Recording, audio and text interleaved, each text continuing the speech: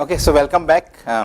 So after the brief overview that I gave you, now we start with the module, and because it's strategic marketing management, I hope you have done your strategy module earlier. Have you done your strategy?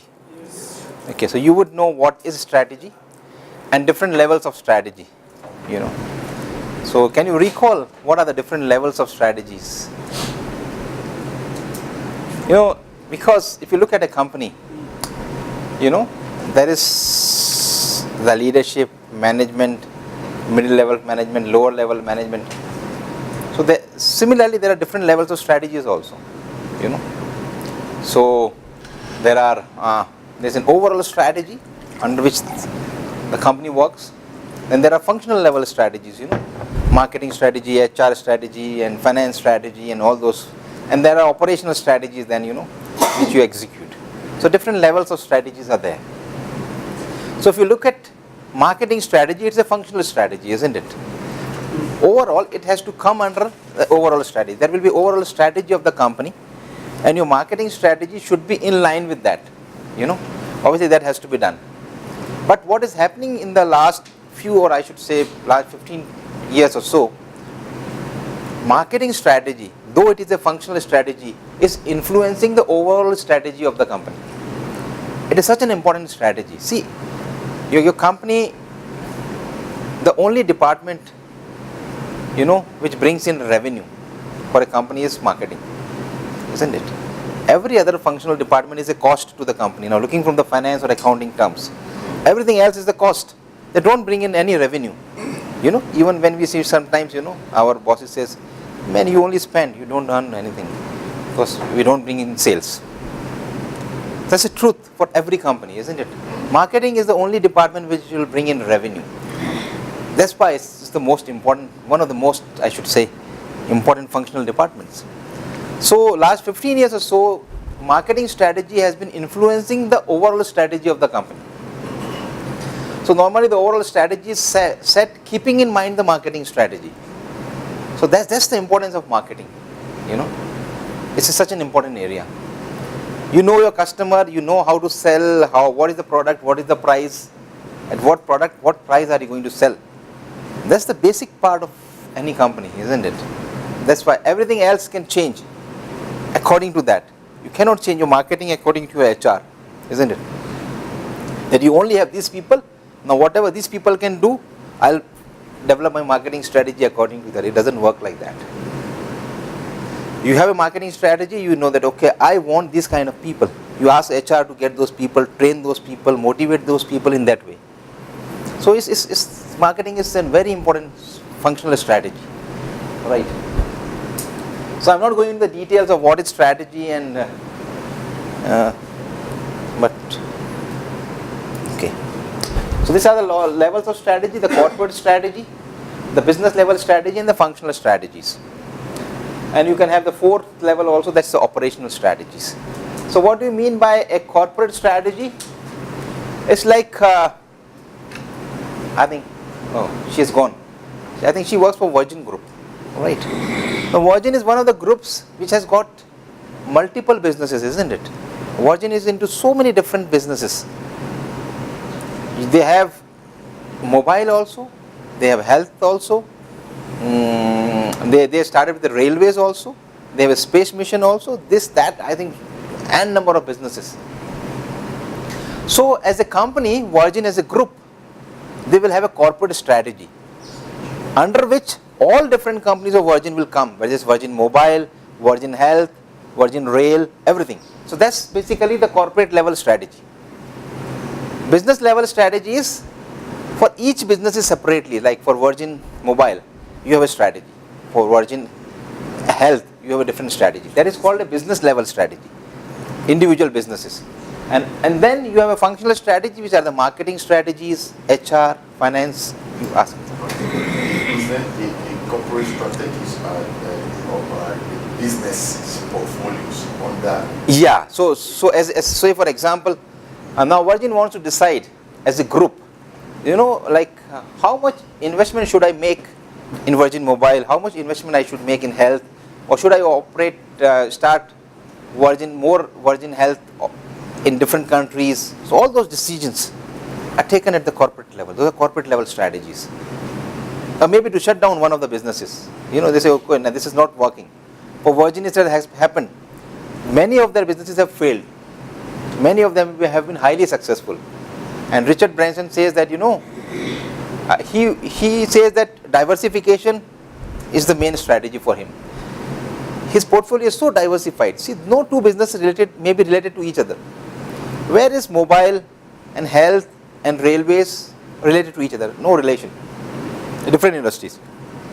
He says, wherever I find there is an opportunity to invest, I will invest. At the same time, it makes that if he has to divest also, he will divest. So that's our corporate strategies.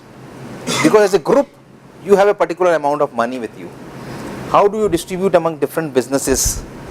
So those comes under corporate level strategies. And then you have got business level strategy for individual businesses. And then the functional level, and you may think of an operational strategy as the fourth level. But normally they talk about these three levels. Yeah, you say. Okay, so with the example you're using with Virgin, so there's a parent company. Yes, Virgin as a group. Yes.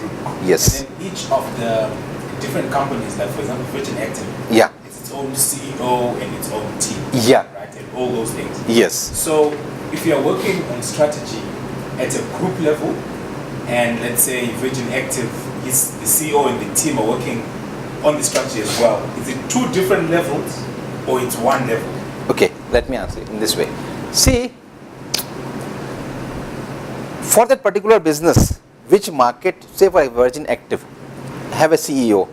X is the CEO of Virgin Active. So X has to decide what will be the marketing strategy, what will be the functional strategy, which market to operate. All those decisions are taken by the CEO of Virgin Active. That is not affected by the corporate level strategy. Corporate level strategy is more at, should I have this business? Shouldn't I have this business? Or if the business is not doing well, should I pump in more money? It's not working, should I just get rid of this business?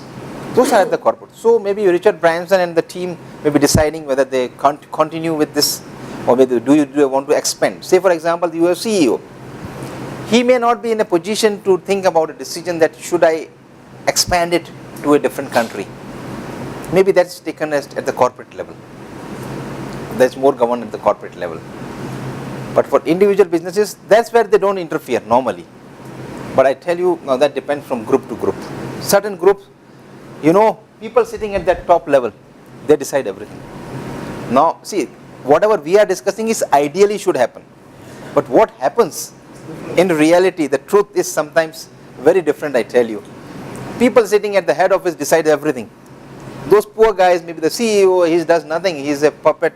He's kind of remote controlled by people sitting at the head office. Question. Coming to marketing now, because we've got these three levels of strategy, maybe four. Marketing. Can marketing be involved in the first level? And I ask this for this reason. The company I work for instance, it's a multinational company. Right. It's in Germany, head office. Okay. But they don't have marketing for other countries. Each country does its own marketing. Yes. But then there's no head office for marketing as well in Germany. Okay. That's what I'm asking now. Okay. Let me put it in this way. At the corporate level, at the head office level, they don't make functional strategies. Like marketing is a functional strategy. People sitting like you are sitting here in South Africa, you would better understand the South African market than people sitting in Germany. That's why this functional strategy is left to you to decide, like maybe the South African office to decide rather than they deciding. So that's why they only think about, higher level strategies, whether to invest, not to invest, how much to invest, all those kind of big decisions are taken. These functional levels are left open to the individual company to decide. So you will have a marketing department who decides their strategies. So that's not governed really by them. They will give them, what they can do is maybe they say, okay, what we expect is at the end of the year we want you to make a profit of 10% or 10 billion or 5 billion or 10 million, whatever. That direction can come from there. Now how do you do it is up to you. Yeah, I just wanted to understand coming into marketing, how far up does it go on this level? But I understand now. It's a functional strategy. So you will never get it on top at the corporate level? No. Okay. But what I'm trying to say is this functional strategy, this marketing is such an important strategy that this functional strategy may affect your business strategies at the top level. The CEO of the company, when he decides the strategies, I think marketing may be the strategy which will affect all other strategies, like the HR strategy, the finance strategy, the operations. Business units, but not the whole group. No, not the whole group. Yeah, sorry to take you back again. Just a bit of clarity on because I just picked up something from what he's saying. So now, for example, the same company like Virgin, and it is assuming the same company that has the same portfolio, the same product or services they are rendering, but they have branches. Like they have one here in South Africa, one in Nigeria, one like the way ShopRite is. All right. They are under the same group and they operate the same business, not diversification. There's the same kind of portfolio. How does that the corporate strategy in terms of marketing comes in place? Okay. See. What I feel is most of the times what happens is they will have a geographical area like the CEO. They say, okay, this CEO is going to look after this area, entire Africa, only South Africa. So and when that area is decided, that comes under a business level now. So that becomes the business now. That you are the CEO of, say for example, South Central African regions. So you make strategies, business level strategies for that area only. Okay. That's how they decide. Okay, that's clear. That's how you decide. So sometimes that area can be the entire continent also, or it can be just one country also. If a country is as big as China or India, you cannot think of two regions or something. Within one country itself, it can be sufficient. So Thank you, sir. yeah. So though it is more of a strategic management, but I thought let me bring in, because we are discussing strategic marketing. So this different levels. Okay. So if you look at functional strategy, we are only looking at marketing. We are not looking at different functional strategies.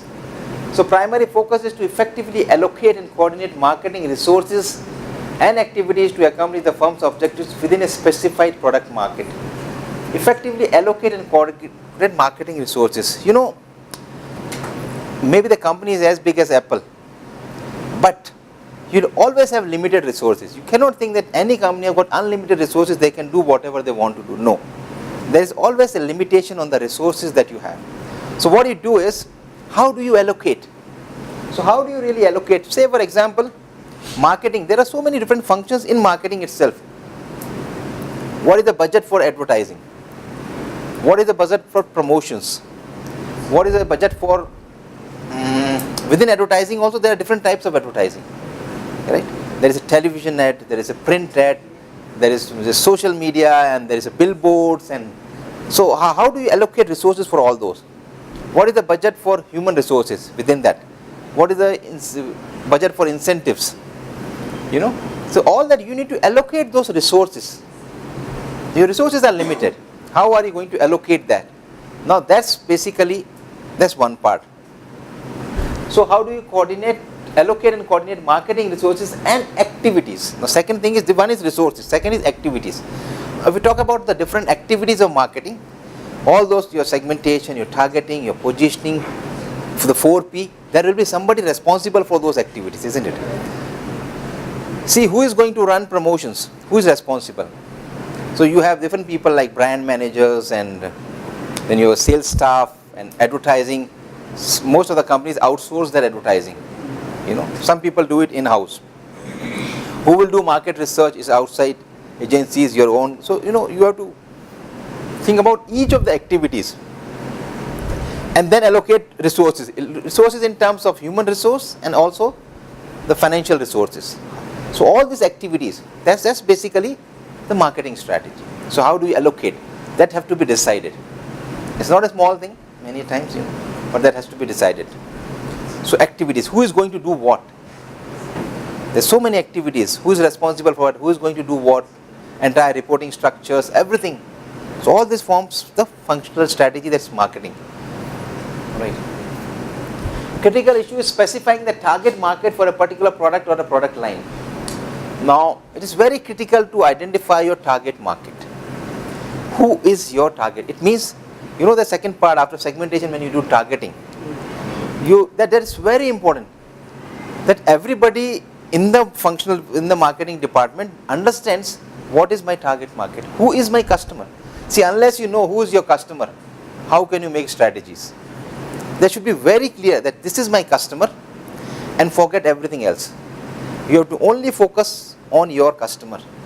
Their needs, how would they satisfy their need? You know, so that's your only concern is your target market. Forget everything else.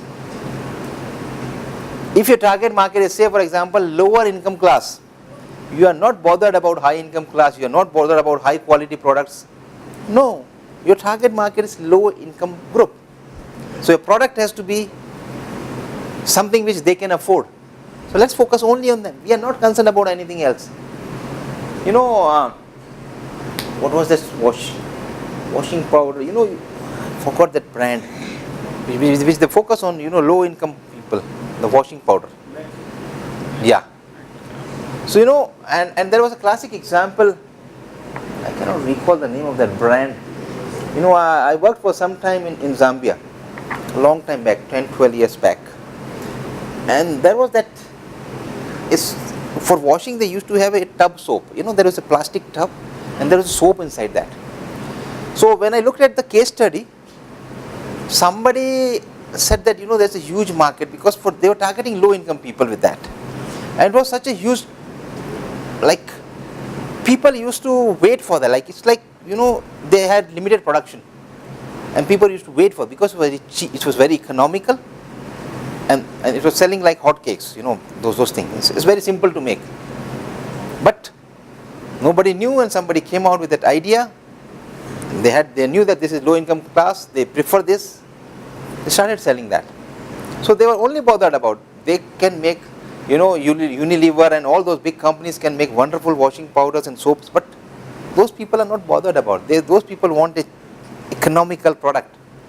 And that was, so when you are doing marketing, you are only concerned about your target market. So your target market should be very well defined. And then you have to keep an eye on your target market. How are their needs changing? See, as a customer, our needs keep on changing. Or in other words, we want a different product to satisfy the same need, maybe. Our need may remain the same, but we get bored with the same product, isn't it?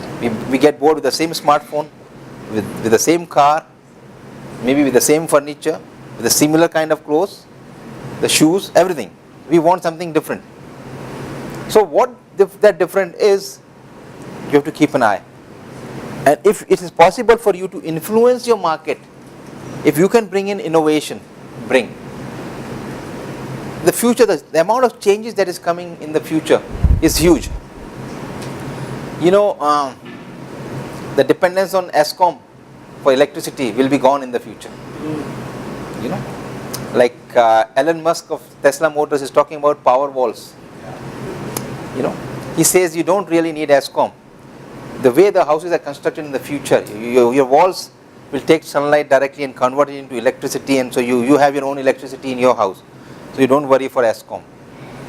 So the government doesn't have to bail out or do anything. You have your own electricity. So it will also have effect on the economy, on the government, because government also generates a lot of income from there. Yeah, so things will change a lot. They say this is just the beginning. They're talking about the life. You know, the living may become easier, and instead of the prices going up, it may come down. If you have your own, you know, electricity prices are going to come down. You know, we pay petrol, I think it's 14 point something now. So 15, whatever it is. It is going up and up and up. But with electric cars and solar power cars, you know, forget about this. You are not worried about this fuel anymore. So things will change. The cost will come down. So, you know, many things. So cost of transportation, cost of communication is also going to come down. Telecom. See, in the next 2, 3, 4 years, that the data that we use will not be that expensive. You know, still South Africa, because when in December I went to India, My family is so used to using data. Like there is a company called Airtel in India. They recently launched, unlimited, and the price. You'll be surprised. It's not even 400 rands for a year. Now, can you imagine that? Less than 400 rands for a year, unlimited. Airtel is in Nigeria. They bought, I think, the Indian company. It's now. It's just unimaginable. Like here, for 400 rands for entire year, unlimited. Now, what do you do with that now? so it's like, so they are working on numbers now, because India is a huge, the population is huge, so they are able to, but I'm just talking about so even here, I think the data rates will go down and down and down. Sure. So it is definitely going to come down in the future. So somebody bring them to South Africa. No, I think they tried. We had a Neotel or something earlier. I don't know what happened. Even we have a better option in India. There's something called a company called Reliance. Now they are bringing they brought a sort of a revolution in India. They in fact they were the ones who brought the data cost to such a low, like, and the calls. The calls are almost literally for free. When you get data, the calls are free. So like, it's like, everybody, to an extent where, what should I say? Say for example, the beggars even. They will have also a mobile phone now. Because it's hardly any cost. Once you get this, it's hardly any costs. So you just, kids and everybody, everybody, they don't even bother about data and anything. So my family recently came here. So I said, no, I have got it. Telecom, 40 GB for 2 months. They exhausted in 1 week. And then say, where is what? What? Where is the data? I said, I have a question about India. There's a company that killed every other Telecom. Telecom and every other cell phone provider. Apparently the government was involved there. The government coughed up some money. See, those issues are always there, because the person who owns that company, he's like the richest Indian. Yeah. He is among, I think, the top 20 richest in the world. He owns the house which is the costliest in the world. Because I was in Mumbai, for some time, because Regenesys is in Mumbai also. So I was there. He doesn't travel on road. From his residence to his office, he uses helicopter. Even his lunchbox goes in a helicopter. So he lives that kind of a life. And he can influence, I tell you, with his money power, he can just influence. You mean the owner?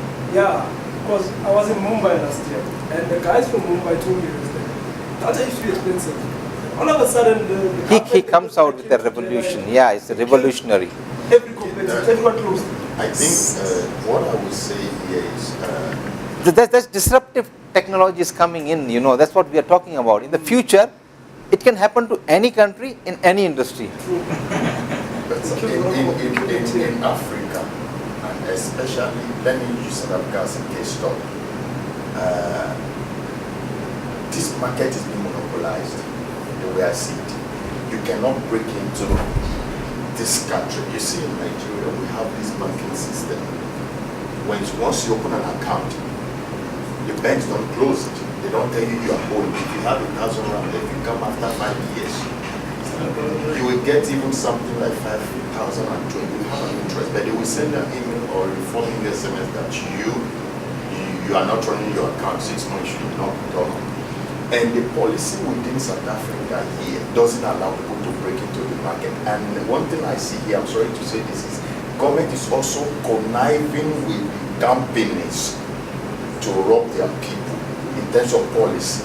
Government stick to that, they don't break the market open for everybody like other countries, whereby if you have a product that can benefit people, come into the system, but there must be a quality control system whereby whatever you are bringing, stand the test of time. I think that is one thing I see here why data, all these things are more expensive. In my own view, that's what I thought. Yeah, Can be. It's true. That's why we still don't have electric cars. Yeah, you talk about like monopolies like Escom or DSTV, and why they are so expensive. Yeah. Monopolies are always expensive, it's expensive for the customers. But how does Airtel make money? They're giving data for free, or is data that cheap now?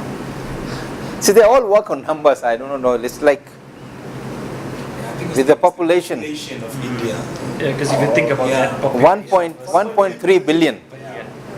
But even The population is more than the entire African continent, you know that. The Indian population is more than the entire 52 countries. because So it's more than that, the one country itself. No, that's how big market is. The numbers count. So that's where everybody talks of numbers. Even if you get a few cents per customer, the overall profit is huge.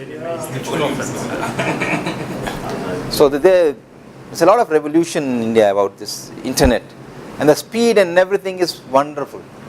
It is, but with this telecoms industry, I think even what he's saying, even in Africa though, I think it's the easier one to do. Like if you look at how Econet Wireless did it in Zimbabwe, now it's all over Africa. But in Zimbabwe there was a monopoly as well with the telecoms industry. But then they went to court and all that, and then they broke it. Now they're in Zimbabwe, they're making billions. You understand? And now, you understand? So I think with this industry, the telecoms industry, I think it's easier to break into it more than the other ones if you have a proper strategy and everything. Now that's what initially I was talking about. This fourth industrial revolution, or what now we're talking about the fifth one. They're talking about this innovations are going to be everywhere. And every industry, if you are the head of marketing, you should be very, very cautious of what, either you innovate or die, something like that. If you don't innovate, somebody else is going to innovate, your product will become obsolete and you are out of the market. Okay. So you have to continuously upgrade yourself, you have to change. That's the only way you do the things, otherwise you just can't survive. So whatever. In India also there were big companies, multinational companies in telecom, gone. Why? Because suddenly somebody comes with this sort of an idea. And what they did, not just that, it was like they had done an earlier also, I think 15-20 years back, the same group tried something. It was like, now also they are trying, I think, is a smartphone in, I think 150 rands or something. 100 rands or 150 rands. And that's, and that was, and that comes with preloaded so many functions and features so for 1 year you pay, I think, I don't know, 1,000 or something rands, and then for the entire 1 year you only pay for that handset and the data. And the first year how they started that group was, you only buy that handset. For 1 year, entire data is free. You don't pay a single penny. That's what they did. Don't pay anything, buy my phone or buy my SIM, you're free. For 1 year is free. They started for 3 months, then extended for 6 months, then for 1 year. 1 year you don't have to pay. Now what happened? If you are becoming used to something for 1 year, can you change? I tell you, it's impossible. And then they started to charge. Now see, they have got, the first month itself, they had 50 million customers, the population of South Africa, in 1 month. Now, it was free, but when they started to charge, now they had got more than 100 million customers. Wow, the profit goes like that. So, that's disruptive. Now you have to think out of the box, and these are something. But I think in every market, everywhere, you have to be very cautious. Somebody comes in and does like that. What do you do? I think a huge revolution is awaiting South Africa also in telecom, even in banking. A few banks, and I don't know, sometimes I don't find it, because unless there is a huge competition, the services don't improve. Yeah. That's what it takes time. Transferring from one bank to another, why does it take 2 days, man? It's electronic transfer. Why 2 days? What for 2 days? You're not physically The money's there. why physically? Why for like my simple? I always fail to understand why 2 days. Yeah. It's electronic, man. From here to there. It's electronic, not physically you are taking some money. It's traceable funds. Yeah. No source and the receipt. Yeah, and because earlier I used to find it, I used to transfer from FNB to I have an account in SBI, that's an Indian bank. Because to transfer to India, I trust that bank because I have an account of the similar bank in India. So from FNB I get my salary, I transfer it to State Bank of India, and from there I transfer it back to India, to my family, the money. And from FNB to SBI it takes 2 days. From SBI South Africa to SBI India it takes 30 minutes. I said, no, this is electronic, man. How come if it can go from South Africa to India in 30 minutes, why from within the country it is taking 2 days? Yeah. I fail to understand. So a revolution is awaiting, I think. Yeah. Anyway, so we were talking about your target market. You need to be aware of your target market. What's happening in your target market? So firms seek competitive advantage and synergy through marketing mix elements. Every company, the very basic purpose of a strategy is to have a competitive advantage. The very core purpose. If you look at Michael Porter, he says there is no strategy if it doesn't lead to a competitive advantage. If you do not lead to a competitive advantage, it's not a strategy. And he was, because I also facilitated strategic management also, he said once that 80% of the world big companies don't have a strategy. They say they are fighting for efficiency and effectiveness. Say for example, you say I can deliver pizza in 20 minutes. Earlier I was delivering in 30 minutes. That's not a strategy. You are just trying to be more effective. That's it. So increasing, and tomorrow somebody else can come and do the same thing in 15 minutes. So what does that mean? It means nothing. They say, so you should lead to a competitive advantage that is sustainable. At least for 5 years, 10 years, it should be sustainable. Otherwise it's not a strategy. You for market, sometimes you follow the prices. There's a competition. X company, say for example, X MTN charges one amount and Telecom charges, so their rates may be similar, or Vodacom, why they're competing. That's not a strategy. You're just trying to compete. So it should lead to a competitive advantage that is sustainable. That's why he said that it's not a strategy. So it's not a strategy class, so I cannot discuss in detail what he talked a lot about what is strategy, and so look at some of the videos if you get in time. Michael Porter on strategic management. He's wonderful, I tell you. Your entire concept of strategy would change the way he talks. Now, marketing's role in formulating and implementing strategies. The essence of strategic planning at all levels is identifying threats to avoid an opportunity to pursue. Marketing managers are usually most familiar with conditions and trends in the market environment. So these are the people who are able to influence all other strategies. Why? Because they know about the market. They are the people who know market more than any other department, isn't it? Everybody is there sitting in the office with the air cons on. They don't know what is happening outside in the market. Marketing people go and interact with people. So they have the pulse of the market. That's why.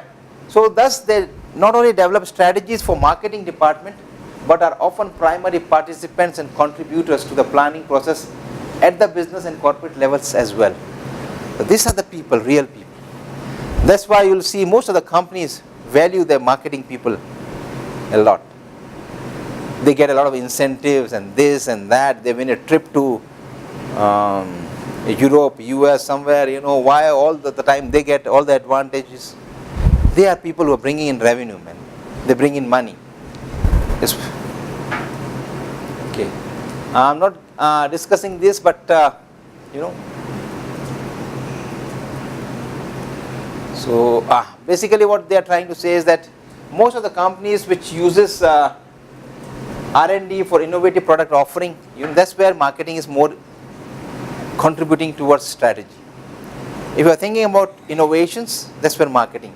Because marketing guys will come and tell you that there is some other company thinking of a new product. You saw a new product in some market. Customers don't like a product. There are many complaints coming. They don't like a product anymore. All the feedback comes from marketing people. So I'm not going into the lot of detail. So why strategic marketing? Because why we talk it as strategic marketing? Why not marketing? The very purpose is that you can have simple marketing, but marketing is a strategy. And remember, I discussed that strategy is something which gives you a competitive advantage, which is sustainable. So your marketing strategy, though it is a functional strategy, you should build it in a way that it gives you some sort of a competitive advantage. And it should be a long-term thing. It's not should be only say for 2019 or 2020. No, it's a long-term thing. So changing business environment. Business environment is continuously changing. As I discussed, the trade war between China and US and the Brexit. Till March, such two major events may change many things in the world market. Right. And what as a result, what is going to happen? It will give a lot of opportunities to some other companies also. Some companies will lose opportunities. Some companies will gain opportunities because of that. We have more knowledgeable customers now. Today's customer is very knowledgeable, updated. Because of all this internet and everything, they have an access to all the information in the world. So in today's time, if you have to sell and market, you know that the customer is well informed. You cannot fool your customer. They know everything. No market boundaries. Now there are no market boundaries. Not geographical boundary doesn't matter. Even the product is not available in South Africa, but you are aware of that. That product has been launched today in US market. You know that next week or next 15 days it is going to come to South Africa also. You're already aware of that. And there are certain products which are available online. You just buy. Amazon, you buy, okay, online. It comes to your place, okay, fine. So certain things like what Apple iTunes brought in, that music download. Now what happened to all those music CD companies? You remember those music CD companies? What happened to those companies? Where are they now? Because they failed to change, A disruptive technology came in and they lost. If they were, they've suffered that marketing myopia thing.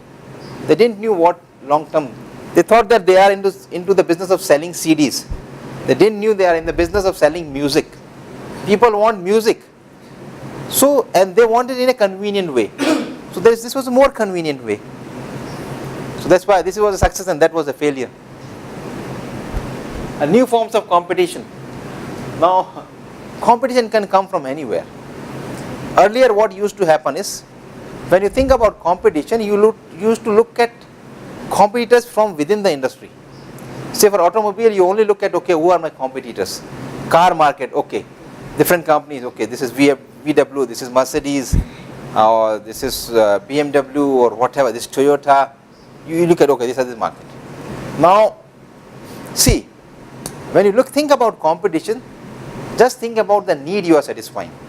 So if you think about a car, what does it satisfy the need of transportation? Now, what are the different ways in which somebody can move from one place to another? You can have a bicycle also, right? A motorbike, a Harley Davidson, a Toyota or Mercedes, and people are already talking about those drones that can take you from one place to another. So you can have individual drones tomorrow. So you see a lot of crowd in the air now. Everybody going office from home using their personal drones. That can happen. Flying taxis and all those are becoming the realities. So now all these people who can transport people from one place to another are competitors of each other. Why? Because the need is, all are satisfying the same need. Today, I don't want a drone because that's not available. Tomorrow when the drone becomes available, that can be a choice. I may think that, okay, should I buy a BMW or a drone? I won't be stuck in traffic. Let me have my own drone and, take me to the office. So that's why, this, when you think about competition, we have to think very broadly and think in terms of the need. What are the different companies which can satisfy this need? All are in competition to each other. So you can say that Harley Davidson and Toyota are in competition. This is mobile, this is a car, but they are in competition. Why? Because they satisfy the same need, transportation.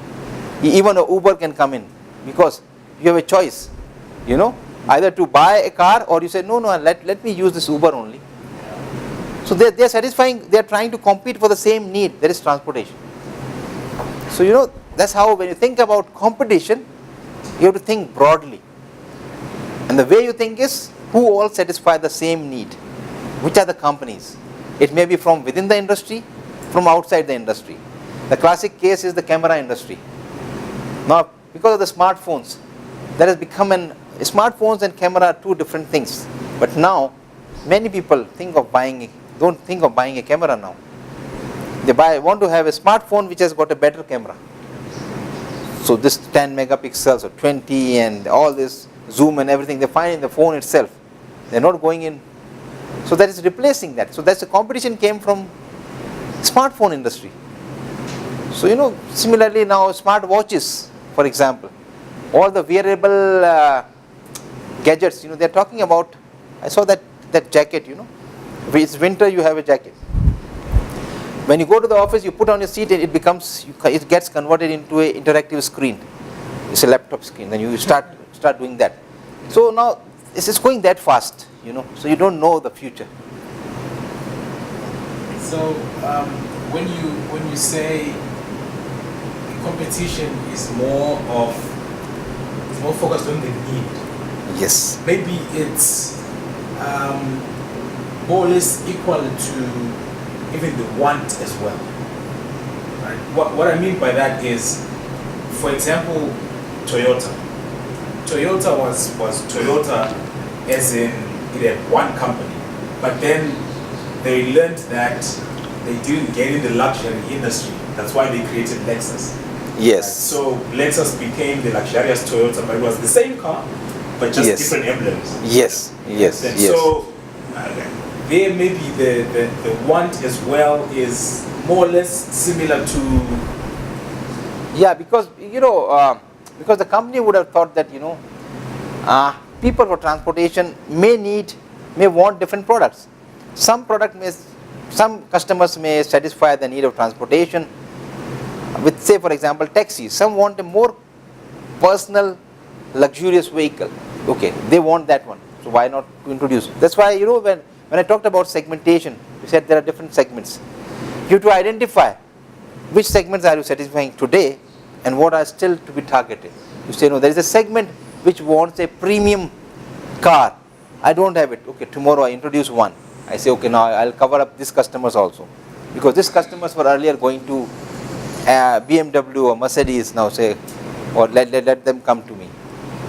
You look at Unilever. You know about Unilever, right? Look at the different soaps they have.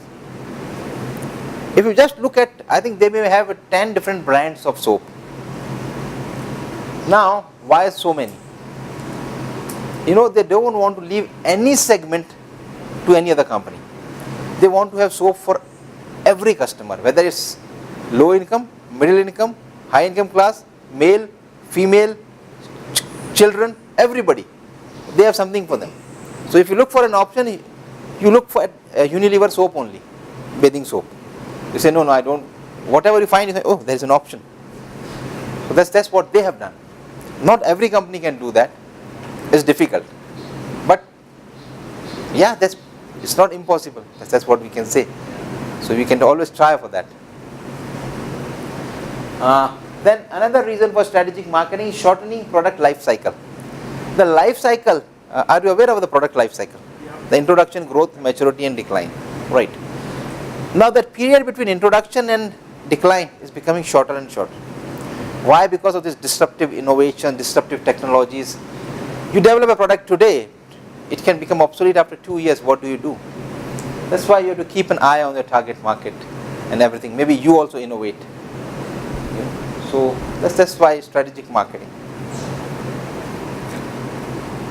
Okay. So what is strategic marketing? Simply we can put it in the words that when market driven strategies are followed, this is strategic marketing. So market driven strategies are the basic thing. It should be market driven and not product driven. That's a difference. There are some strategies which are product driven. Product driven means I am a company, say I manufacture an X product. Now I already manufactured. Now I say, okay, now how do I sell it? That's product driven. On the other hand, I have a market driven. I say, okay, what does customer want? I manufacture the similar product that customers want and then try to sell it. That's market driven. A product driven is you already have a product. Now what can you do? You cannot change your product. Somehow you have to sell it. Run promotions, do something, get rid of this product. How do I sell it? This was an old strategy, product driven strategies. Today is more about need or market driven strategies. Now I am not discussing all those. This is something I'm not talking. There are some details which you can go through your study guide. I'll only focus on the core issues, I think. Just a difference between strategic marketing and the earlier marketing philosophy. Time frame, you see, strategic marketing is long range or long term. The normal marketing used to be day to day, or you think of a decision only for 1 year. This 1 year, how I am going to run. Decision process for strategic marketing is primarily bottom up. Bottom up means marketing executives which are there in the market, they give you the feedback. Depending upon that feedback, you make strategies. It's not that people sitting at the top level management say, no, okay, let me change the strategy. If they're not even aware what is happening in the market, they make strategies. That is basically the top-down approach that used to be followed earlier. But somehow, this is we are talking about ideal. Remember, all these modules talk about ideally what should happen. I started my career with a multinational company and I had a very bad experience with the first, the national level meeting that we had. And the meeting was very surprising. I did my MBA and I didn't have much experience, but I all had the theoretical knowledge and everything. So there was this meeting happening, and the meeting was all about increasing the price of a cigarette, whether we should increase or not. That cigarette at that time used to cost, say for example, 1 rand, and they wanted to increase it to 1.25. Now that was the plan of the management. And they were taking the reviews from us. I thought it was wonderful. Bottom up approach. They're asking us because we go to the market. Okay. So they asked. I think there were 25-30 people, from representing different regions. I was maybe sitting at the 14th or 15th place. So the first person said, do you agree? Yes. Yes. Yes. So I was this was my first meeting. Remember, it was my only 4th or 5th month. There comes me, I said no. Now, manager, what? But why? I said, sir, I feel there's a huge problem because the Indian market is such they don't buy the entire packet. Normally, many people will go to a small kiosk and buy only 1 cigarette, smoke it and come back. You see your office, you go down the office, go out of the office, you'll find a small kiosk somewhere. You can lit a cigarette, buy one and throw it. Why? Because most people feel that they won't smoke many cigarettes because of that. They just have a break, go outside the office, have a break and come back. I said, when they buy one, there will be a huge problem. Where will they get that 25 cents from? So this can be a problem, and because of that, competitors may win over. So he said, okay, this is the first time I am seeing who are you. I told this is my name and this is the region I represent. He said, okay. How long have you been working with this company? I said 5 months. He said, okay. My experience is 25 years.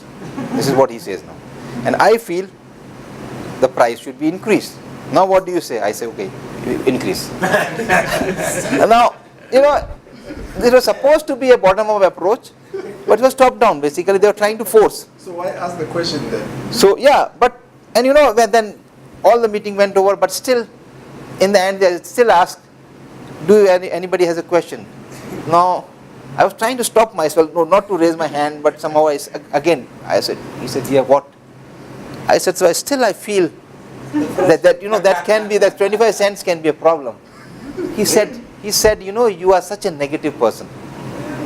Why don't you think they are going to buy the entire packet, or they will buy 4 cigarettes? So they'll have to spend 5 rands, for example. 1.25 into 4 is 5.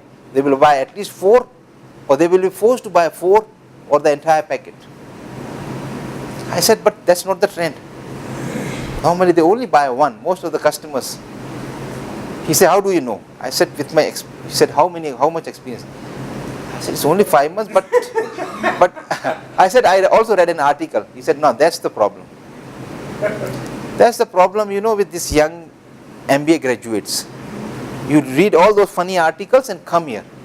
I am telling you with my experience that it is going to. I said, no, then it's fine. You asked me, that's why I raised this question. So and he was very unhappy. After the meeting, he called me separately. And then he was trying to say, how dare you say no to my proposition?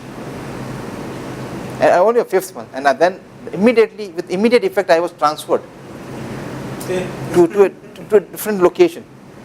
And he said, okay, and it was 7 in the evening. He said, tomorrow morning, 8 o'clock, you report there. I said, but, already my headquarters is 500 km away. And all my stuff, everything is 500 kilometers away. I've only come with, maybe prepared for 2 days of meeting. So I don't care. Go. You have no other options. Go to that remote location. And then I waited that what happens. And the price never increased. I said, then why did you transfer me? then there was a good senior colleague. He came to me and said, Rajesh, what is your problem? I agree. I also agree with what you said. But please try and understand this. Boss is always right. He said there are only 2 rules in the corporate that works here. There's rule number 1, boss is always right. Rule number 2, if you don't agree, refer rule number 1. So he says, boss is going to be always right. So, just don't argue, man. Just enjoy your life. How will it make difference to your life, man? Now you created problems for yourself, isn't it? You should have also said yes and then go back home, enjoy, relax. He says, man, you need to understand this. So, you go with the flow. If you've seen everybody saying that, you also do the same thing. So that's the hard way I learned sales. That was my first meeting, and after that I learned how to deal with that things. So I tell you, this was subsidiary of Philip Morris, Marlboro Cigarettes, a multinational, everything, but the culture still top-down approach. So it's easier said that you have a bottom-up approach. I tell you, all those people sitting at the top, they don't feel like that. They said, no, we know more than what you do. You know nothing. Who are you? Who are you, man? You are nothing. And I've learned that lesson till now. I know that, when in meetings, you don't speak your heart out. You have to look at what's happening around you. So you have to be, what should I say, politically correct or something. You have to talk about that. If you do like that, there is nobody on your side. Nobody speaks. They know that you are right, but they won't speak. So you find no friends, nobody talking about the real thing. So ideally this should happen, but I tell you, maybe there is still 10-20% of companies still do that. May not be every company, but ideally that should happen. Our relationships with the environment. Strategic marketing, consider that environment is constantly changing, it's dynamic. Dynamic means you need to keep changing. You should be very flexible. Then sensitivity to opportunities. Strategic marketing, you can have opportunity at any time. You have to look for opportunities in the market. There's an opportunity, just try to catch on to that. Organizational behavior, synergy achieved between different parts of the organization, horizontally and vertically. Now, what happened with in a normal traditional marketing management? People used to manage marketing department. You only have people from marketing to help you and assist you. Today they are talking about no. It's such an important function. You know, you should be constantly in touch with your research and development department. You know, R&D. You should be in touch with those people. And many times, you know, it's good to form a team, sort of a finance. You should understand that, you know, does your company have the financial strength to go for some sort of an innovation or not? So R&D, finance, marketing, then HR. You know, HR people. You talk to them that this is what you want, the kind of people. So you know, all that they work as a synergy. It's not that you work in your own silos. That no, I don't know who you are. You know, separate. HR doesn't know who marketing people are. And I tell you, in big organization happens. People don't even know, because marketing people keeps on moving around. So when you come to the office, they say, "Oh, who you are?" I don't know who you are. So the nature of the jobs requires a high degree of creativity and originality. You know, that's what is required in strategic marketing. But in traditional marketing, they require maturity, experience, and control orientation. That's what I gave an example of myself. You know, it's sort of a maturity, because they feel that out of their experience, they know everything. Because I am saying so, that has to be implemented. It's not dependent upon the information and data. That used to happen, but not in today's time. It's more about, you know, taking advantage of the data. So big data analytics has become really important in today's time. You know, you have all the data and information, but to analyze, I still tell you, more than 70% of the companies won't be utilizing the data that they have. They don't know how to analyze it. That's why there are big companies who are doing data analytics, analytical companies. And I think that's a rare talent. If you have it, I think companies will just hire you like anything. It's a big, huge area. I met one guy who was talking, and it was so wonderful that the way he was talking about, and he said, you know, because the way McDonald's functions, they are basically franchise stores. So he told me about 2 different locations, McDonald's, this and this. You know, you won't see this after 6 months, this 2. I said, how this? He said, we are analytical, that's our analysis. If I go wrong, then tell me. I said, but how? He said, just look. And he was so correct. After 6 months, they vanished. I said, how do you find out that? He said, when you analyze, there are so many factors. You know, the different, you know, within that area, there are so many others eating outlets being opened. And the way they function, they are not changing. They are rigid staff. You know, they are not friendly. And the amount of other competition they are having within that market, they you know, they won't be able to survive. Even if they survive, they will be suffering huge losses. So you know, you can do analytics and find out so many things. And leadership style is basically proactive. You take a proactive decision. You know that customer taste and preferences are changing, so you change your product accordingly. Why to wait for somebody else to change and then you follow theirs? You know, because it's Indian telecom industry, that's what happened. There are so many European companies that vanished from India. They were big companies. Even Vodacom, you know, they're struggling in India. Why? Such a big company, huge company. Why they are struggling? They fail to anticipate that somebody can do this. And now they have also brought down the charge. You know, the rates have gone down for them also. Why can't they do it earlier? So it was a reactive decision. They reacted, not proactive. If they have done that, you know, the Reliance group, I think they would have thought twice what to do, because there was a wide option available to them. Throw a small, you know, a price which anybody can and everybody can afford. Just go for it. So that's strategic marketing. Now we go to a more detailed thing. Interestingly, you know, whatever we were discussing till now is called the modern view of marketing. And the person who suggested this more often is Philip Kotler, one of the professors, you know. If you Google his name, if you try to find the textbooks, you'll find many textbooks written by Philip Kotler. one of the pioneers of modern marketing. He suggests so many things. But he's not the only person, isn't it? Philip Kotler, he's a very, he's a renowned professor. But, so what we have done is, we have tried to identify the different ideas and views on marketing. The first idea is of the modern marketing of the Philip Kotler. The second idea is of Stephen Brown. Now Stephen Brown wrote an article in HBR long time back, and he talks about retro marketing, the old fashioned way of doing marketing. He says modern marketing is not suitable for all the products in all the markets at all the times. For some products, some markets it may work, but not all the products all the times. That's what Stephen Brown says. And the third idea we take from Steve Jobs. It's a sort of a combination of Stephen Brown and Philip Kotler. So these are the three different views on marketing.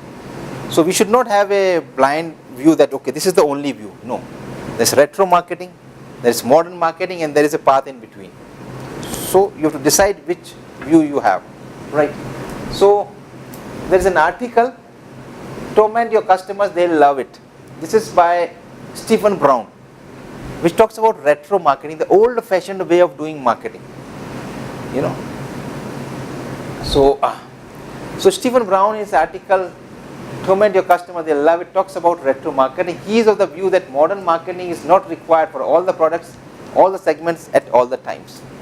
You can easily find this article if you go to this link, or if you Google it, you will find this article. It's a very nice article. You can go through the entire article. We'll discuss some briefly about this article. His views are marketers spend all their time slavishly tracking the needs of buyers and meticulously crafting products and pitches to satisfy them. He says there is no need to run after customers, man. Try to identify that. He is of the view, you have a product, you can sell it to the customer. You should have that selling ideas, salesmanship to sell this. He says it's very easy, what customer wants.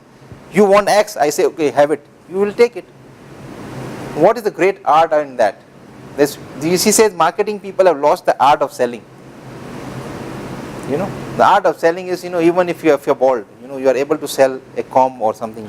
That's sales. You can say that, even if you start using it, maybe, yeah, your blood flows nicely, and then you will start growing hairs, and it will be lovely, and something. You can start doing it. He further says, my friend, it's gone too far. The truth is, customers don't know what they want. They never have, they never will. It's a very interesting comment. If somebody comes to you and asks, that, okay, now what do you want in your smartphone? What do you want in your television? What do you want in a car? Many times, maybe not everybody is aware that what do they want. So how can they tell to the company that what do they want? So where is the research coming from now? Our entire modern view was based upon that customers want different products. But they're not aware. So if you ask them, so they don't know. If they don't know, then the entire concept of modern marketing doesn't hold so good. The wretches don't even know what they don't want. As the success of countless rejected bifocus group products, from Chrysler's minivan to the Sony Walkman, readily attest, a mindless devotion to customer means Me Too products, copycat advertising, campaigns, and marketplace stagnation. So he's talking about, it's copycats, you just follow what they want. It doesn't work that way. He says that's not creative. There's nothing creativity in that. So this is his view now. It's quite interesting. Brown suggests that it's time to get back to an earlier marketing era, to the time when marketers ruled the world with creativity and style. It's time to break out the snake oil again. It's time for retro marketing. He says, have some art, man. Try to persuade customers with selling tricks and selling ideas and marketing ideas. That's what he's trying to suggest. So Brown further argues that marketing doesn't serve demand, it creates it. He says you can create demand. You have a product and you can create a demand for the product and sell it. Now this is always an argument, whether marketing serves demands or it creates demand. You know, it's always an argument. He is of the view that you can create demand. You develop a product first and then try to sell it through your marketing ideas. That's what the true marketing is. Another idea, just think about it now. He talks about retro shock and retro marketing. These days marketers aim to make life simple for the consumer by getting goods to the market in a timely and efficient manner so that they are available when and where they are wanted at a price people are prepared to pay. Could anything be more boring? He says it's very boring, you know.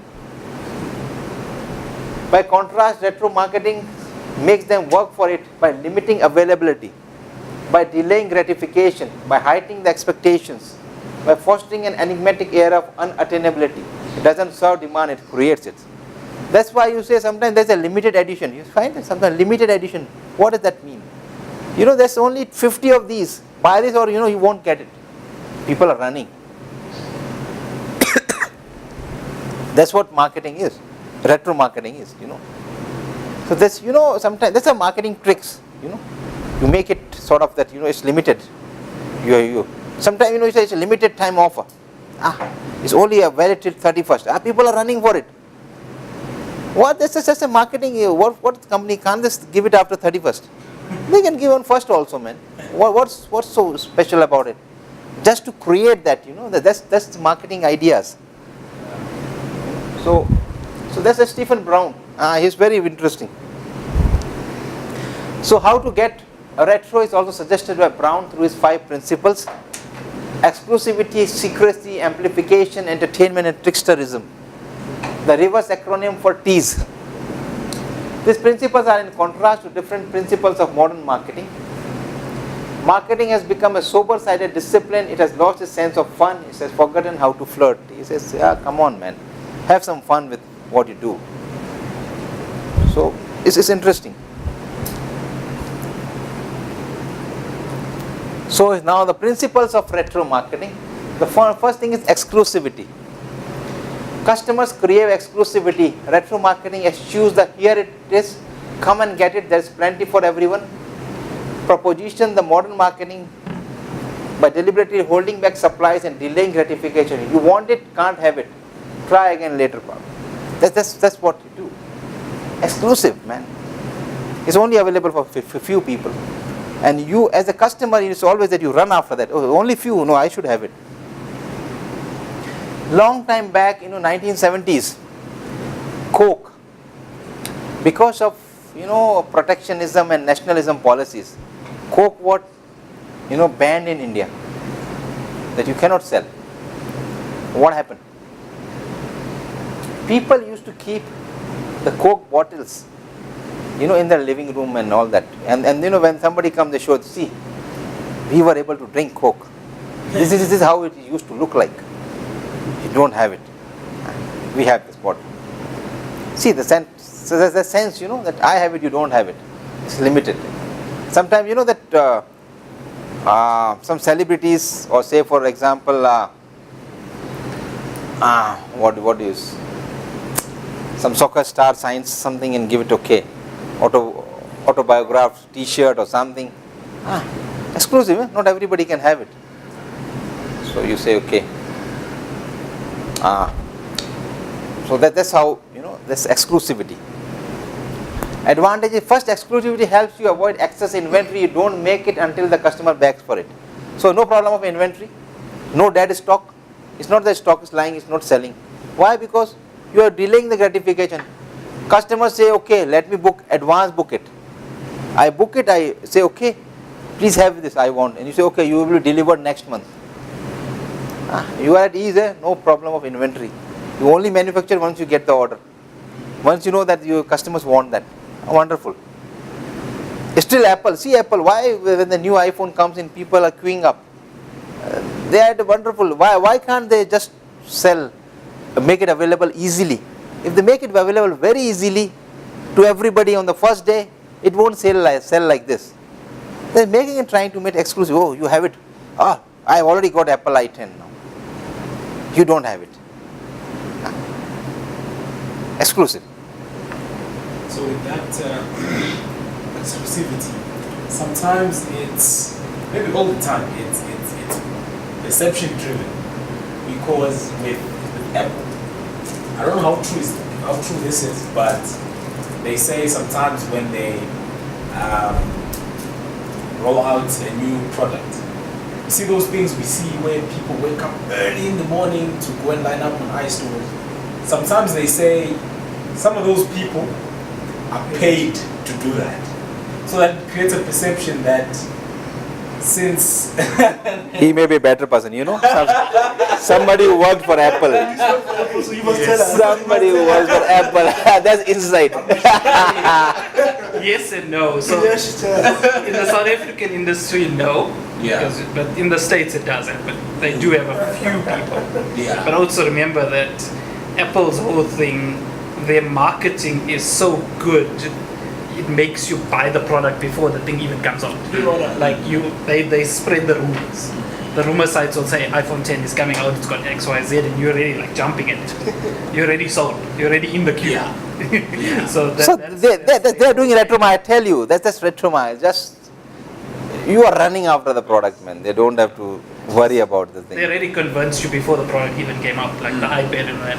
Nobody even knew that that technology actually existed. But there were people like Microsoft that had other tablets and things like that. But because of their strong marketing, you already bought an iPad. You didn't even consider what the other players were doing. Yeah. So yeah, this yeah, it may happen. Yeah. You know, there is a retailer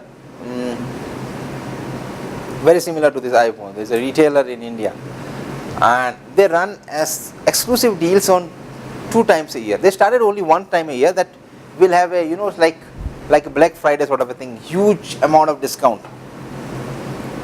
And in their style of, you know, they have a very peculiar style. What they say is, you know, the old newspapers that we have. In India, there's a trend, almost every household, they buy a newspaper. We don't have that trend here, but that's every home, you know. In the morning in India, if you don't read a newspaper, your morning has not started.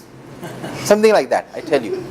Yeah, especially for those who are educated and, you know, those people. For me also, when I was in India, it was like, now my habit has changed, but at that time, it was like in the morning, the first thing is, you know, you go to your, you know, the doorsteps, you find, okay, there's a newspaper, you bring it, yeah, your day starts. At least, you know, just going through, at least 10 minutes you go through that. And what the company did was, because they knew that everybody has a newspaper, what do you do with the newspaper? You have to ultimately, you know, get rid of the newspaper somehow. What do you do with that? You throw it away. They said, no, don't throw it. Bring it. They were paying, I think, some 2 or 3 rand per kilo or something to bring it. Now what people are doing is, they are making, okay, after, and the 1 year, I'll have this. Or like people are filling the cars with, you know, the boot, the entire boot is full now. They're bringing their entire stuff. Okay, because why? They will get 100 rands. Now the strategy is they don't give you cash. They give you a discount. Say if you buy something on 500, out of that 100 will be discount and you pay 400, and that's what, okay. So now you're already driven, because now you're preparing for that one time. And that is, I think it was Independence Day. You know, that sense of, and then they related it to sense of nationalism and something that, you know, we want to contribute to the society. It was nothing to the society. It was a pure marketing tool. Yeah, and people were, all the newspapers, they are running. And what you can see is, 6 o'clock in the morning, they are waiting for the store to open at 9 o'clock. They are waiting outside with all the newspapers. And people in the queue. Hundreds, 200 people standing. They know they have already sold them. And that was a huge success. Now they thought it's only 1 time. Let us make it 2 times now. They started another day. There's a Republic Day. They say, okay, Independence Day, now Republic Day. So, and slowly, I think now they have started 3 days. So now it's, so that's pure marketing, man. That's just, you know how to sell.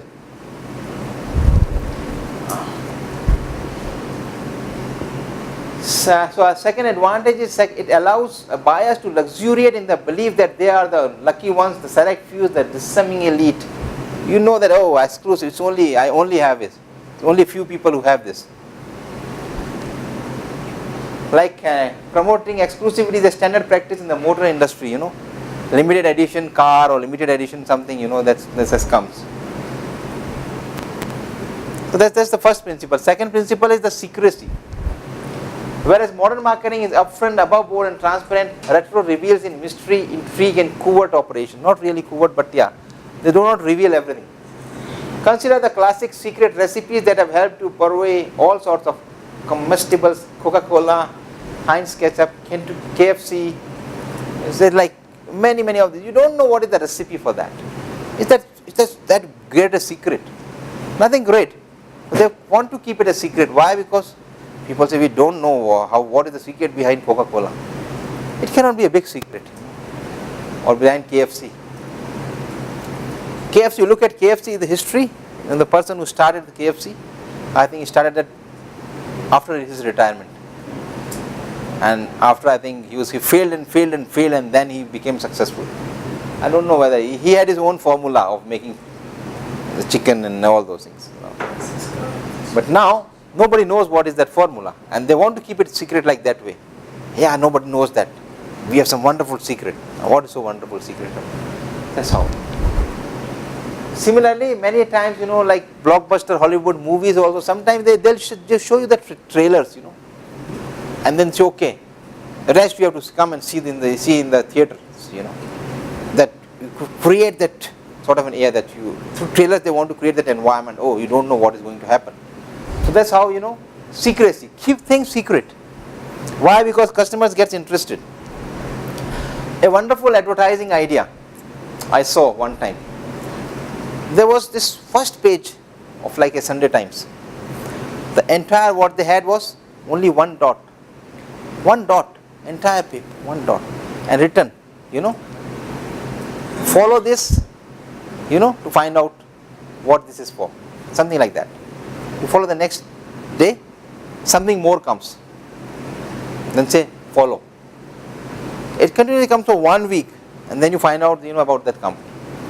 So now they are creating interest. Every day you are waiting now, what is going to happen next day? Like, it's cost a lot of money, but they did that. So it was like, and it was nothing like it was Procter and Gamble or somebody coming out with a new washing powder. What's so great about that? But they created an environment that, so that's, the third principle is amplification. To ensure that a hot ticket or cool item is talked about, and more important, the talking about is talked about. It's just to create that environment. Everyone is talking about that product. Good or bad, it creates a good feeling. People talking. So you want to amplify. You want everybody to know about your product. In a world of incessant commercial chatter, amplification is vitally necessary, and it can be induced in many ways beyond just mystery. There's nothing like a little outrage to attract attention and turn a tiny advertising spend into a mega budget monster. Another powerful amplifier is surprise. An unexpected marketing campaign can send shockwaves through the media, as when Pizza Hut paid to have its logo placed on the side of a Russian rocket. Do something very different. You amplify. Why? Then everybody will be talking about that. I think Virgin Group, I again remember that example when they said that they are trying to start transporting people to space, and I think and they talked about there's a guarantee that will take you there, but no guarantee that you come back. Nah, and I think so. And I tell you, those huge people were excited even then. They want to go to the space and see what it looks like. And so there's an ambitious plan, and so all these things are like amplification. People are just interested. Like people talking about that in future there can be a life on Mars. If there is a life on Mars, people have already talked about it. They will develop colonies on Mars, and trying to sell plot of land on Mars. Now, I tell you, if a company say tomorrow comes and tells okay, the plot is available on Mars, you can get a position after 10 years. I tell you, there will some people who will book that. Because they feel that maybe the earth may, you may not be able to live on this earth, and then you can go to Mars. You don't know the condition of Mars, but even then, Yes. they say the temperature is extremely cold, minus 40, 50 something on an average, but they say you can live in that temperature. But how? We all don't live in Canada, so anyways, or the Russian where you can survive in those. But yeah, that's how people do. So amplify. Then entertainment.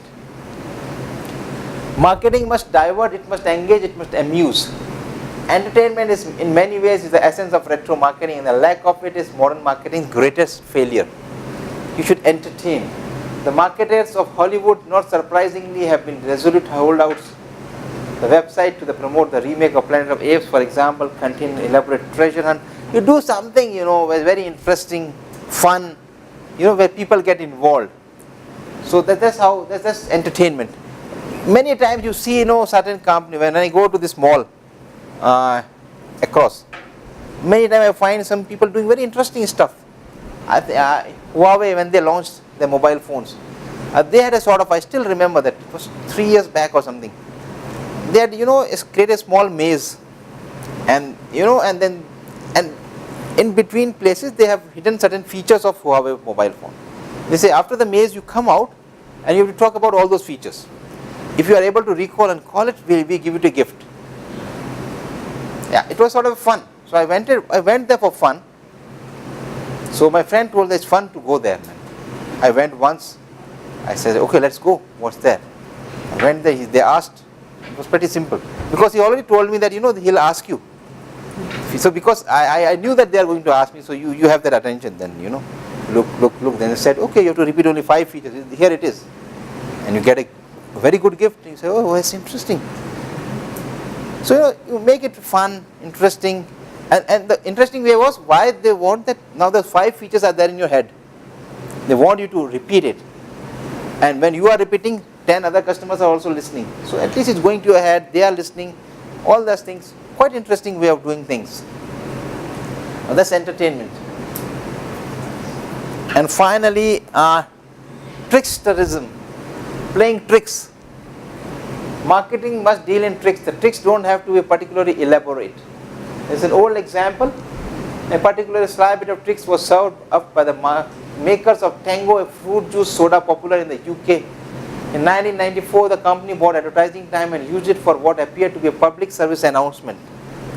His marketing director warned viewers that some rogue supermarkets and convenience stores were selling a knockoff the brand. It could be detected because it was not fizzy, and asked them to report the miscreant outlets by calling a special toll-free hotline.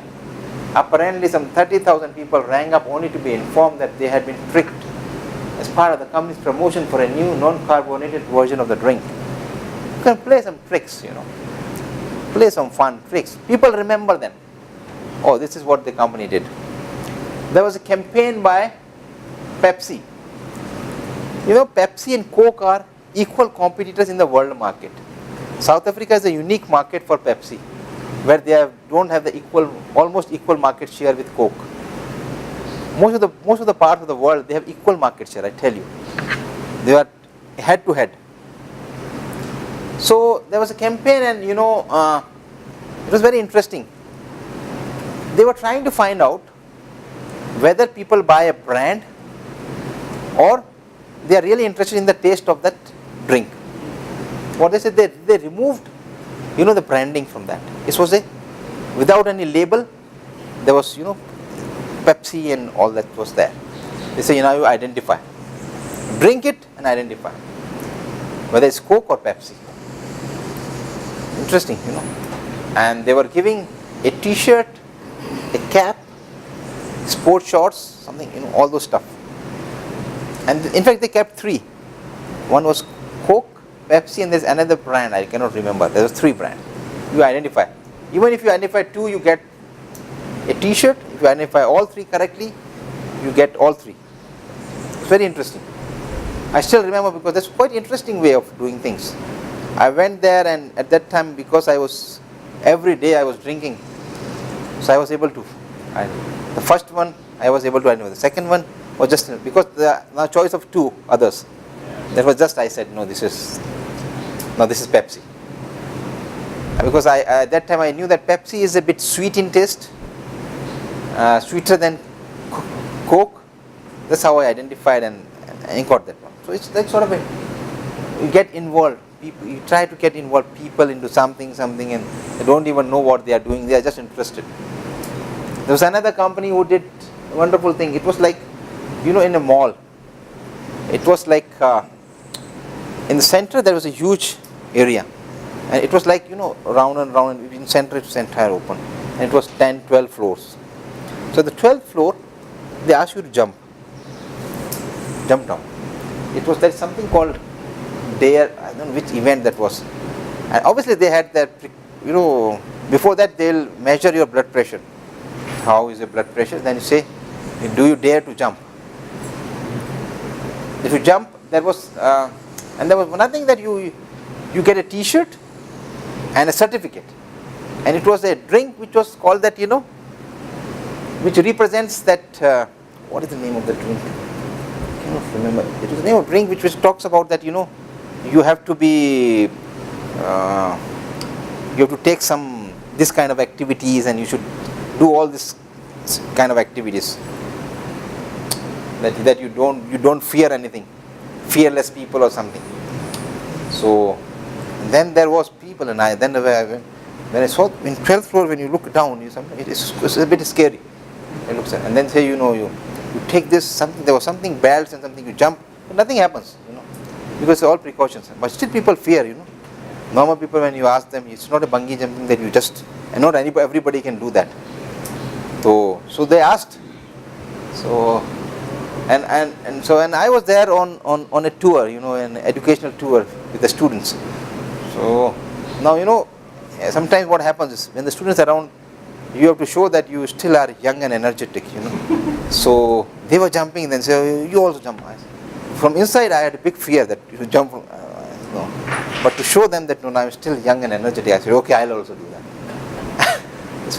And then you jump. So these kind of things you remember then. You associate your brand. These are tricks that you can play. So this all are different ideas, that marketing. That's retro marketing. That's not modern marketing. That's retro marketing. So now I have a small question. Now what we just, on the basis of what we just discussed, do we serve demand or can we create demand? What do you feel? I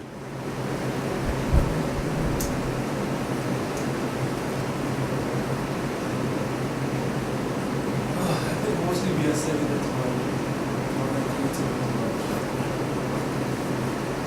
Well, I think we create the demand. Okay.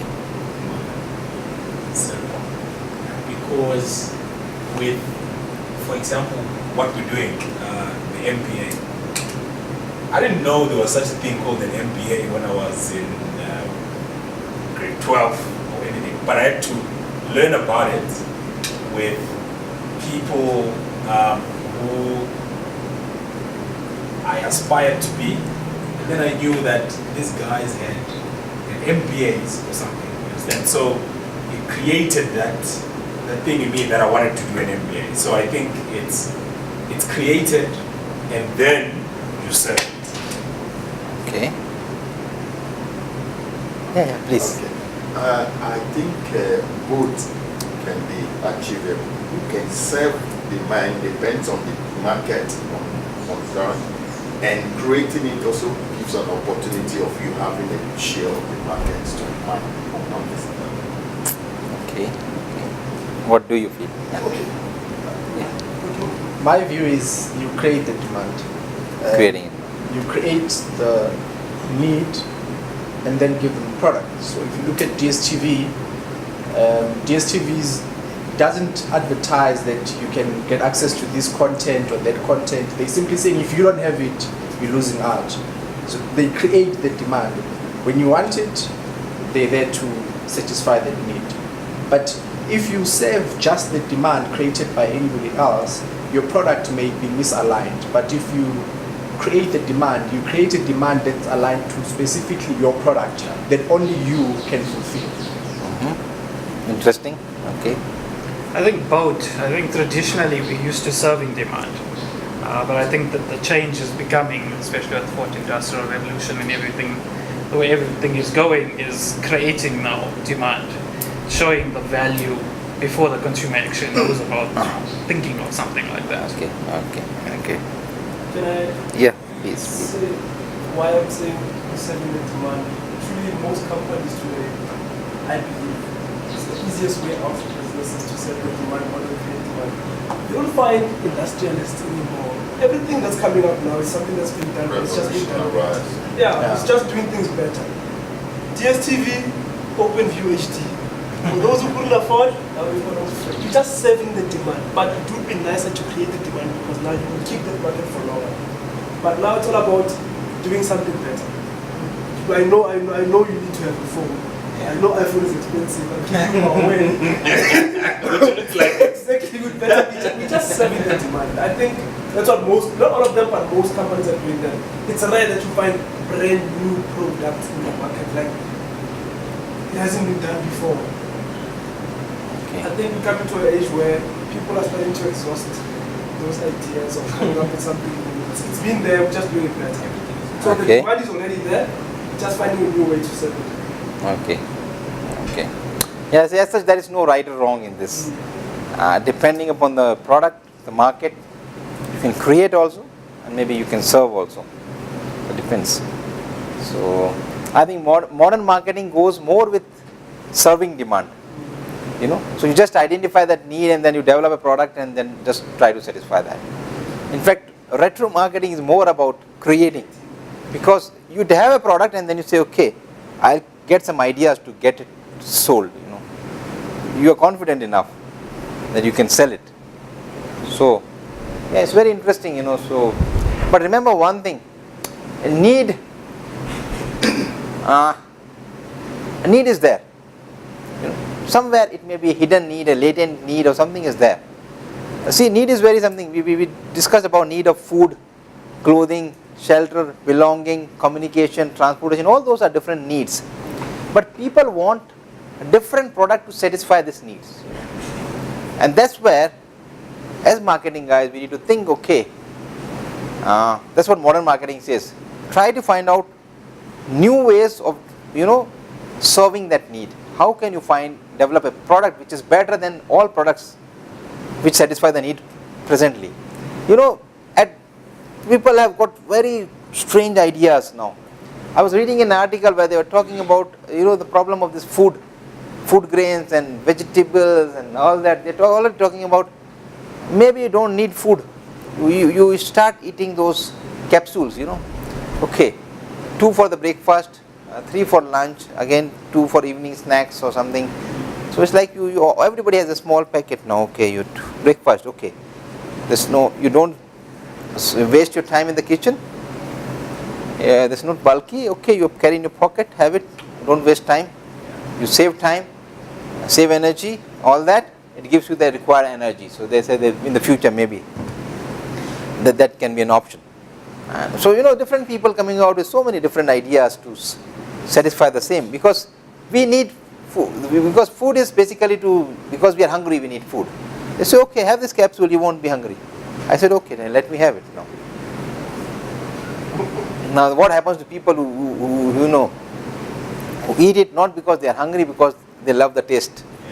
There are many people, I tell you, you do it because you love the taste, especially the sweets, the ice creams, and all those stuff, or the cakes and ice creams. It's not that you are hungry. I feel there is a special space in the stomach for these things, for ice creams. Even if you are full, somewhere it can just go and settle down. So that's how ice cream is. I haven't seen somebody who doesn't like ice cream. Most of the people, sometimes or the other, they will have ice cream. That's just so. Okay. Now the view of Steve Jobs. As you know, Steve Jobs is also a very creative person, and the way he created Apple and his marketing style and everything is very interesting. So Steve Jobs avoided most focus groups like the plague Apple argues that most customers don't know what they want in a new product. Now, this is also what Stephen Brown also said. But they say they don't know what they want in a new product. Earlier version you can say, okay, you already have a smartphone. You say, no, I don't want these features, I want these 2 more features. It's easy to identify those. But if you identify a new product which you are not aware of, you don't know what to expect. If Apple had asked customers what they wanted in the iPad, for example, it would have been closer to the Microsoft tablet rather than the iPad of today. They wanted something new. Apple builds few products and then uses marketing to drive customer to its offering. So it's not a traditional, this is not a modern marketing view. This approach is contrary to some of the discussions we had thus far. This is different to the pure modern marketing.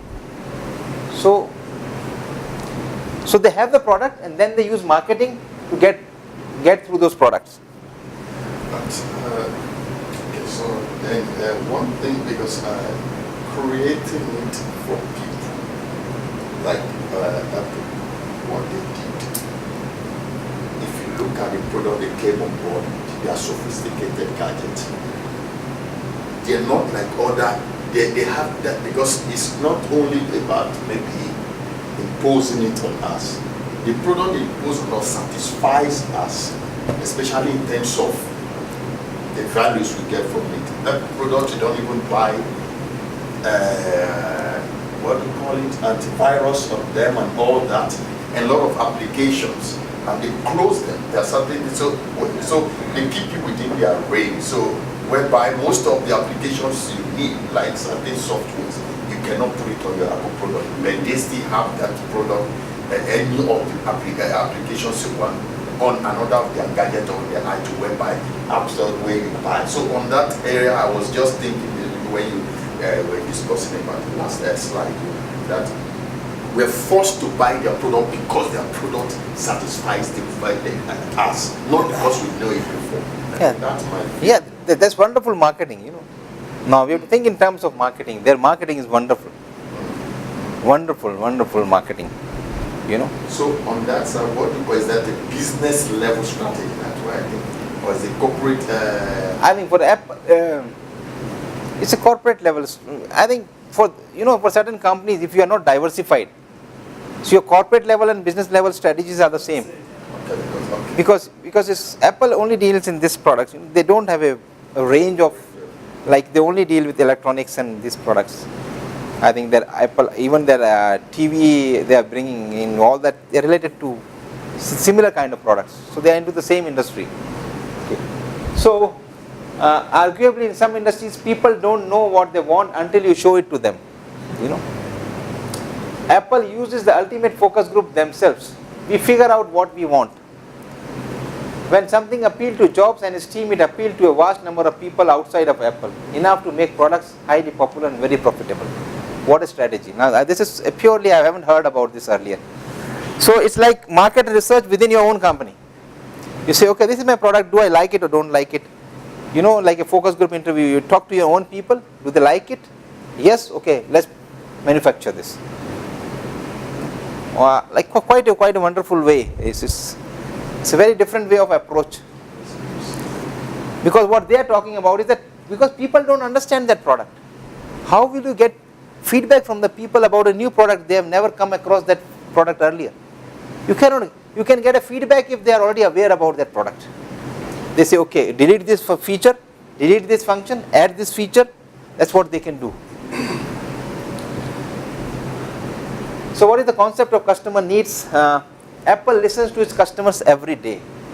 However, the real secret behind Apple's innovations comes not from listening to users, but from introducing its customers to a completely new way of thinking about solutions for their problems. In no way is he recommending that you stop listening to your customers. He is advocating that you get closer than ever to your customers. So close, in fact, that you tell them what they need well before they realize it themselves. So what is that trying to say is you go to a level where you suggest your customers that, okay, you are using this product. Why are you using this product? Okay, this is why, because it is giving a solution to a particular problem. You are using it for this particular, satisfying this need. Okay, no, you say, I suggest you a solution, a better solution. to satisfy this need. Okay, here is my product, buy this. That's what Apple is doing. So that's what his idea is.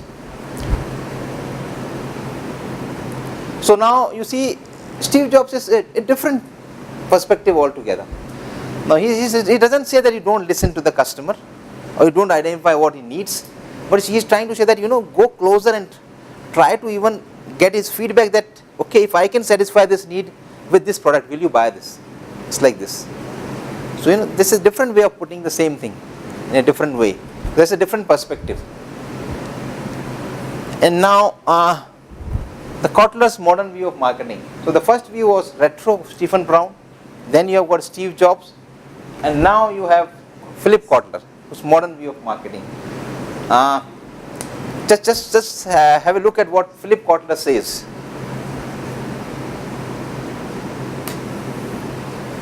See, basically, if you look at, this is a big video, and I think he did it in London Business School. He was talking about modern marketing.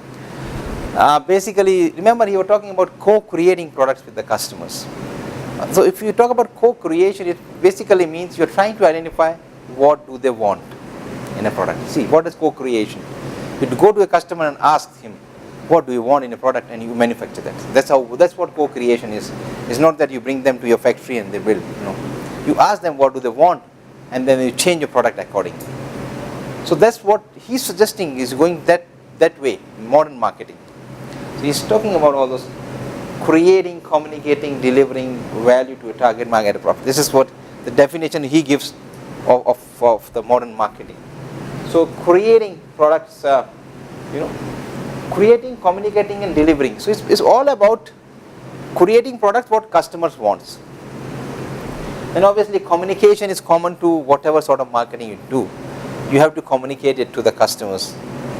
Delivering value, the customer management is okay. Delivering, you deliver value and to a target market at a profit. So basically the entire difference comes in this co-creation part. You understand the needs of the customers, what do they want in the product, and then you manufacture it accordingly. This is a big difference. So this is the modern view of marketing. We have the retro view of Stephen Brown, who says, you don't need all this. Why to go to the customer and ask what do they want? You bring out a product and do something that customers run after your products. And that is then Steve Jobs, who is talking about, you listen to the customers, in fact try to influence him. Say that, see, this is what can satisfy your need better. I have this better product, buy this one, man. This is what he is trying to suggest. Now, there's three different views. All are not suitable for all the products, all the segments. Different views may be suitable in different areas, different times. So it depends upon what is your company, what is your market, and which view is better. It's not always you go with Philip Kotler only or the modern view. Maybe you are better off when you have Stephen Brown also. And I tell you, we have been doing this activity for a long time, the last 3 years. And to my surprise, today we have a small group. I have even had big groups when we have 50, 60 students, and we divided into 10 groups. And to my surprise, at least 5 or 6 of them, talked about that for their particular product, they will go with Stephen Brown, a traditional view. They said that's better suits us. Very interesting. We feel from outside that modern view of marketing is the best, maybe suitable. But I tell you, when you look, you'll find that no, it may not be the best strategy. So when you make your marketing strategy, it's not always that you think about this modern view only. You can think about Stephen Brown also, or Steve Jobs also. That's why, yeah. There is a student that sent a message. Okay. Now, I have a small interesting activity. Activity is, do you agree with Philip Kotler's view of marketing, Stephen Brown's, or Steve Jobs? You have to choose one of these products. Maybe you can work in groups. At least we can have 2 groups. We have only 5 people, so at least we can have 2 groups. You can choose one of these products. And what are you going to do? You are going to talk about which view, and then later on what you are going to do is, you will suggest the segmentation targeting strategy, differentiation strategy, positioning strategy, 4P strategy, keeping in mind your view and your product. That's how we'll do. So at the end of this tomorrow, you'll have the entire marketing strategy for that product with you. Yeah. So choose which. Maybe you can have one this group and you two can be in the same group. Or if you want yourself to be an individual group, you can do that as well. So choose the product. I think out of these two, only one is available, because these are very traditional products. Beauty care range of products and washing machines, they please only one of them is available, and not both of them are not available.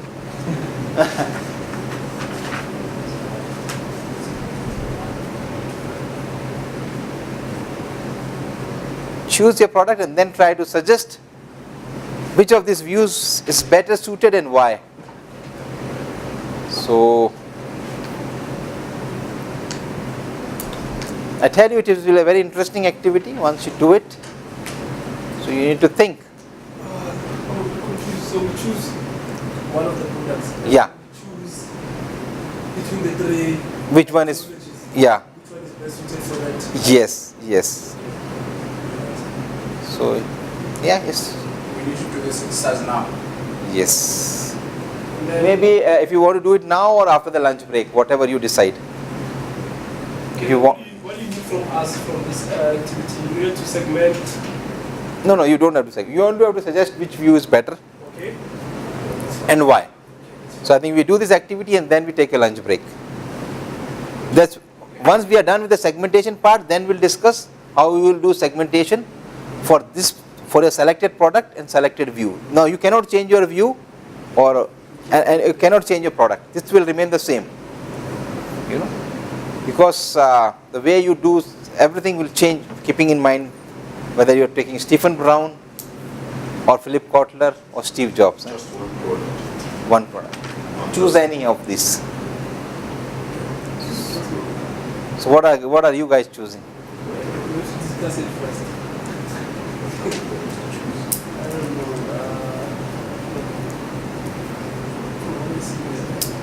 Take an interesting product, because beauty care range of products and washing machines are traditional products. So smartwatch, household robot, floating restaurant.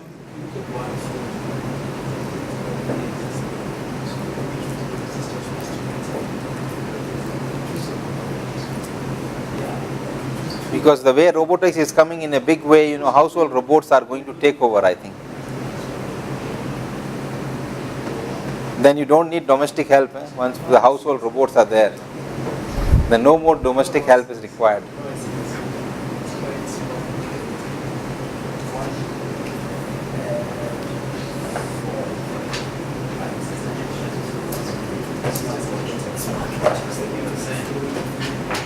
You're going for smartwatch.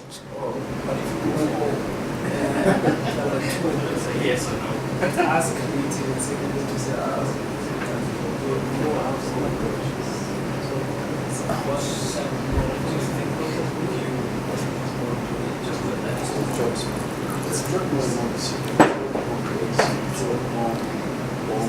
You can think of this floating restaurant. It's nice. It's a new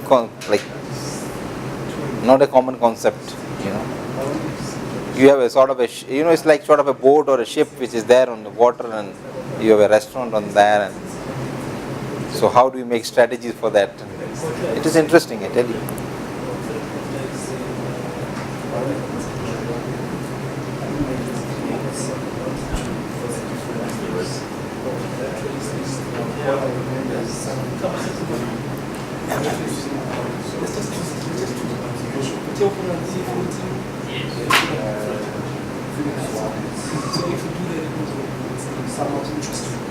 See, if the first group chooses, it's an open option.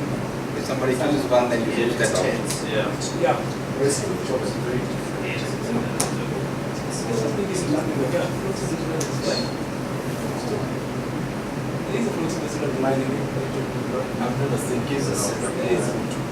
There are. I agree with you. There are. Kind of. So They haven't chosen. They are also thinking. So both of the groups are thinking of it. The thing is, it's not that easy to choose the best. The problem is, because we have two groups and five options. Normally what we have is five groups and five options. So you only, and quickly people take, but they know they lose. So you have got choices.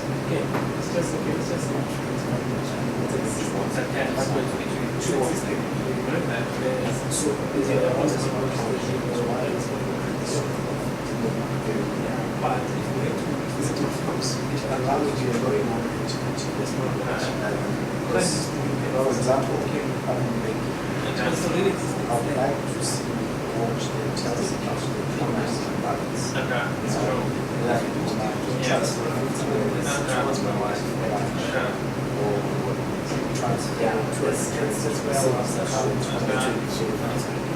So you want that, let's say, But because it's not there, it's not there. It's about once you have it available,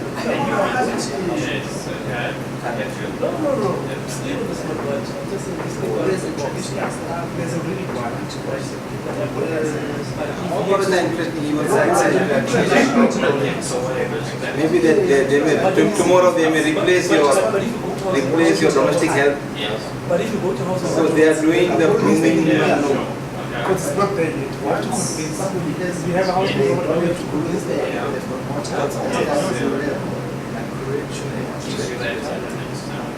You see the long-term plans.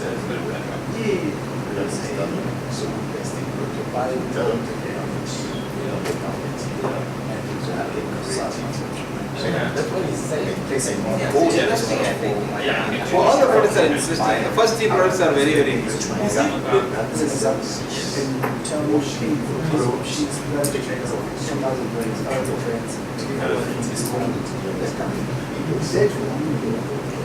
Choose out your robot, I think we can.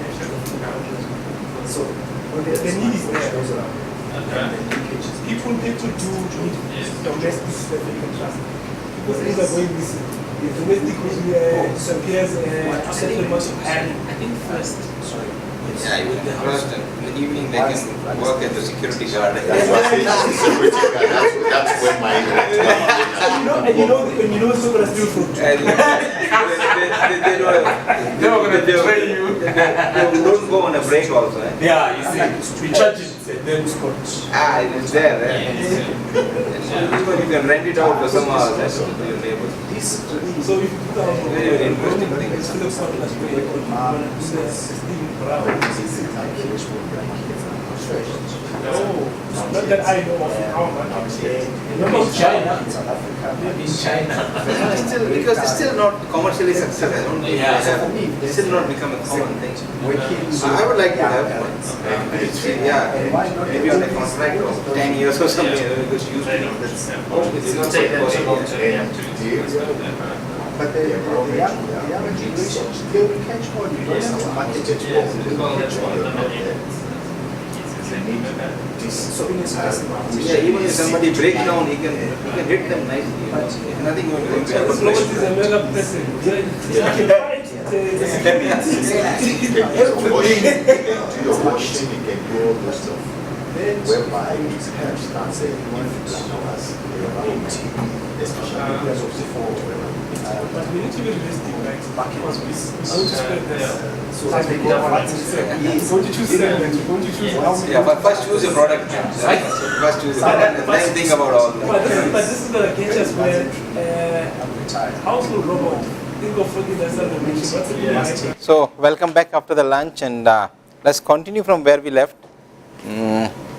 So, we have done, you've chosen your product, you've chosen the view. Now, a bit background about how the marketing concepts has developed over a period of time. The way we market today and the way we used to market earlier is very different. So, the marketing is evolving, the way we do marketing is evolving over the period of time. Quickly, I'll go through these concepts, how did it evolve. It all started with the production concept. Production concept was, that pre-industrialization time when there was hardly any industries. So, whatever you produce is automatically sold. Why? Because there is hardly any products available. Those were the times when there's no sales, no marketing. Just produce, it will be sold. Simple. Production was the focus. The focus changed from production to product when there was industrialization. Factories came up, people started to produce. So the focus was now on product quality. People say, okay, I have a product, let me manufacture a quality product. So the focus shifted on product quality. Again, when you have almost every manufacturer working on the product quality, there will be competition. So what happens is, basically some of the products won't be sold. So there were stocks. There was first time people thought, okay, you produce now, why it is not selling? Then the first time saw that it needs some selling effort. So the first time the selling concept came in. Why? Because some of the manufacturers found that produce is not selling. The product is just not selling. They said, okay, let us do some efforts to sell them. So it's the first time the selling concept came. Selling concept is you have a product and you just want to get rid of it. Something of that sort. Now, when everybody is doing the same, what is going to happen? Again, it gives a choice to the customers. Some products get sold. Still there will be some products which are not sold. Why? Because you have a product which customers don't want. It's not that a customer will buy anything and everything. I don't want to buy a product. This is not useful for me. It's not satisfying my need. Why will I buy? So, that's where marketing concept came in, and that's where people started to think that, no, I need to identify the needs of the customers, manufacture or produce the same product, and then try to sell it. So it was not more just selling. Selling is like you have a product, you don't you don't really do any research. Just go manufacture a product and just get rid of it. Marketing is you do the marketing research first. Try to identify the need of the customer. Then manufacture the product according to the needs and then try to sell it. So that was how marketing concept came in. Still further, there is this concept of societal marketing.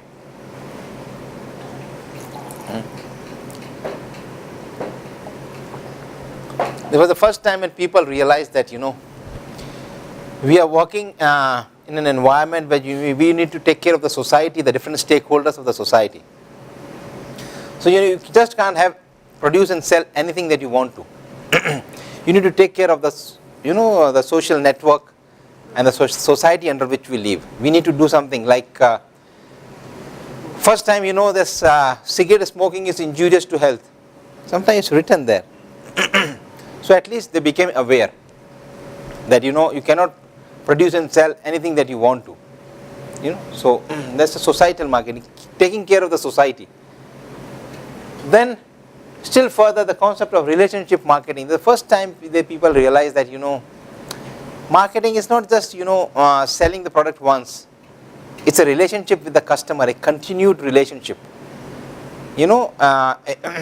Creating brand loyal customers or lifetime customers, those kind of things came in and people started developing relationship. Different banks have got now relationship managers, there's a designation called relationship manager. Why? They want to develop relationships now. And now finally the new concept of this holistic marketing. Holistic marketing talks about, it's not just about profits or about a company. You take care of the society, you take care of the profit, you take care of your employees, you take care of your customers. It's holistic, So take care of all the different stakeholders in this world. Think about everybody, not just profit. So that's holistic, you think about everything. So now it's still evolving. I think this new age of fourth or the fifth industrial revolution, I think things, it's evolving. So how marketing will be done in the future is exciting to know. The more and more use of internet now, how will things change? Nobody knows. Every market is so very different. It's like in Korea. Koreans are very hardworking people. Like in South Africa, I think we work 5 days in a week, 8 hours a day. That's normal. Most of the times people work like that. Most of the Koreans will work 6 days a week, 14 hours a day. So now where is the time? People don't have time. So how do you market? How do you sell? Your strategies will be totally different. So they have got this interactive kiosks, even at like bus stations or like your metro stations. They have this interactive screens. So what's there? You do your shopping online there through your card and everything. By the time you reach home, you have your groceries and everything delivered to your place. So don't even have time to walk. It's not like that you can do in the office. You're sure? No, you are not allowed to do that. That's why you do when you're waiting for a bus or something. Do your shopping there. Go back home. You'll have it. So it depends upon which environment you are living in. So your marketing strategies will change. So in the future, a lot of change is going to come. So marketing is evolving. It's not the same. Then we have got international marketing, or where if you are working in more than one countries, obviously you need to think about international marketing, and it's all about understanding the international business. Then your strategies in a different country will be very different, isn't it? You have to look into the local market, look into the target market of that country, look into the environment, the political, economic, all those kind of environment you have to look in, and then decide your strategy. So that's the international marketing part. Now the increased importance of service. Data indicates that 2/3 of all economic activities in the US is service business. Now that's an indicator of an economy also. Look at any developed economy. The percentage of GDP coming from services sector will be more in a developed country. Underdeveloped country, contribution of services sector in the GDP will be very less. Sort of an indicator. Why? Because the more the advanced country and the more developed the country is, they want to have more and more services, isn't it? Like we are talking about your household robot and all those things will become very common initially with the developed countries. You will have your own personal robots, household robots to do all your routine activities, cleaning and mopping and washing and dishes and preparing your food and everything. So all those things will be there. First it will come to the developed countries, then others will be able to afford that. Therefore services are continuing to be the fastest growing sector in the most other developed economies. So services sector is growing and growing. It will grow further. See, the telecom services are improving every day. The data, the internet speed is going to improve in the future. So things are improving.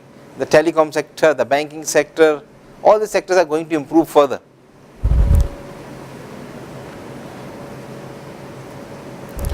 IT, now new forms of social media platforms.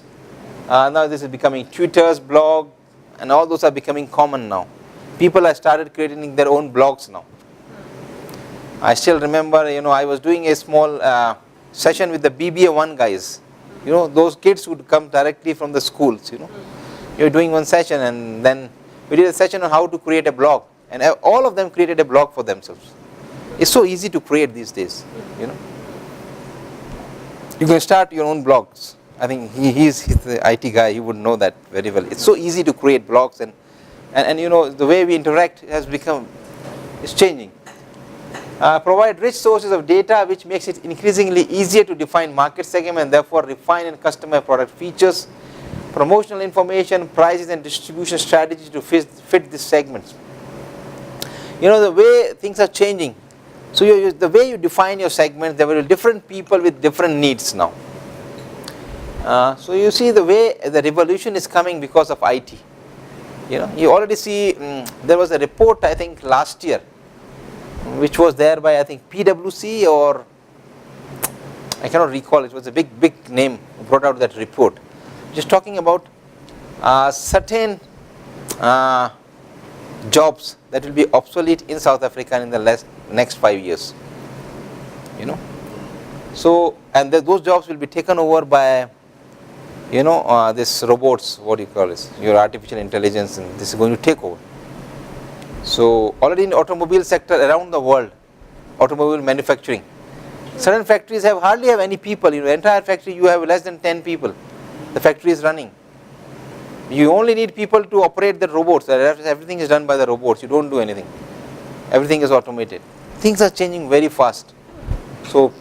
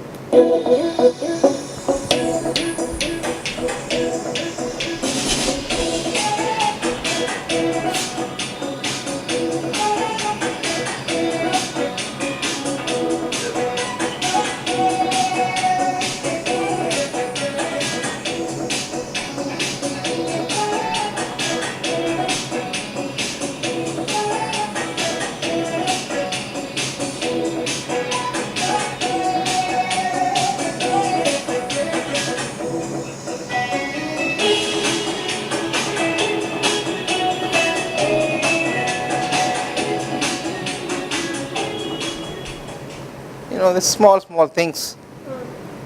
Okay.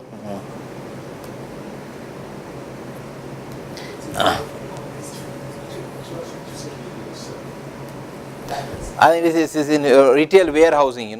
The things that have been changing. No, you don't need really people. Orders come online. You give that Ocado technology, which will fetch orders, bring it, fix it, prepare your packet. It will be delivered. So it's like no more human interface. You look at Amazon, the delivery.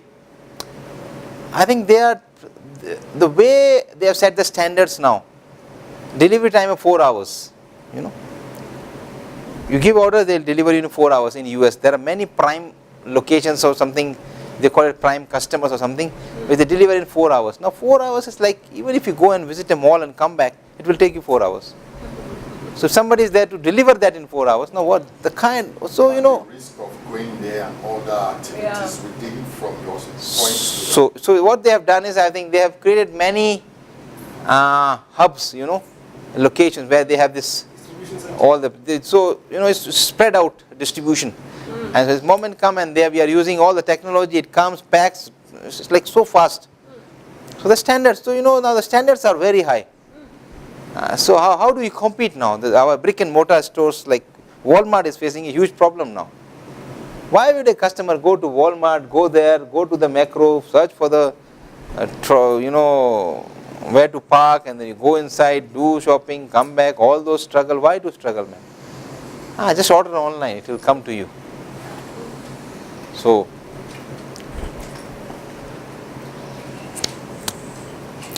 and now what he was talking about, this e-commerce thing, it's like everybody can be a businessman now. You need to be just creative, be hands-on with the technology. You can really develop businesses. There have been a lot of startups that were started by IT people, people with the IT background and knowledge, and they started up. It became big and taken over by sometimes by Google and all those big companies. They take and then they buy all those companies, startup. Then again some new company comes in, they start up, they're successful, they're taken over by a big company. But ultimately these are the startups you see in the way IT has helped the startups. That's the technology, so that's how. We all know B2B, B2C and all those things. E-commerce is really spreading. Then the digital marketing.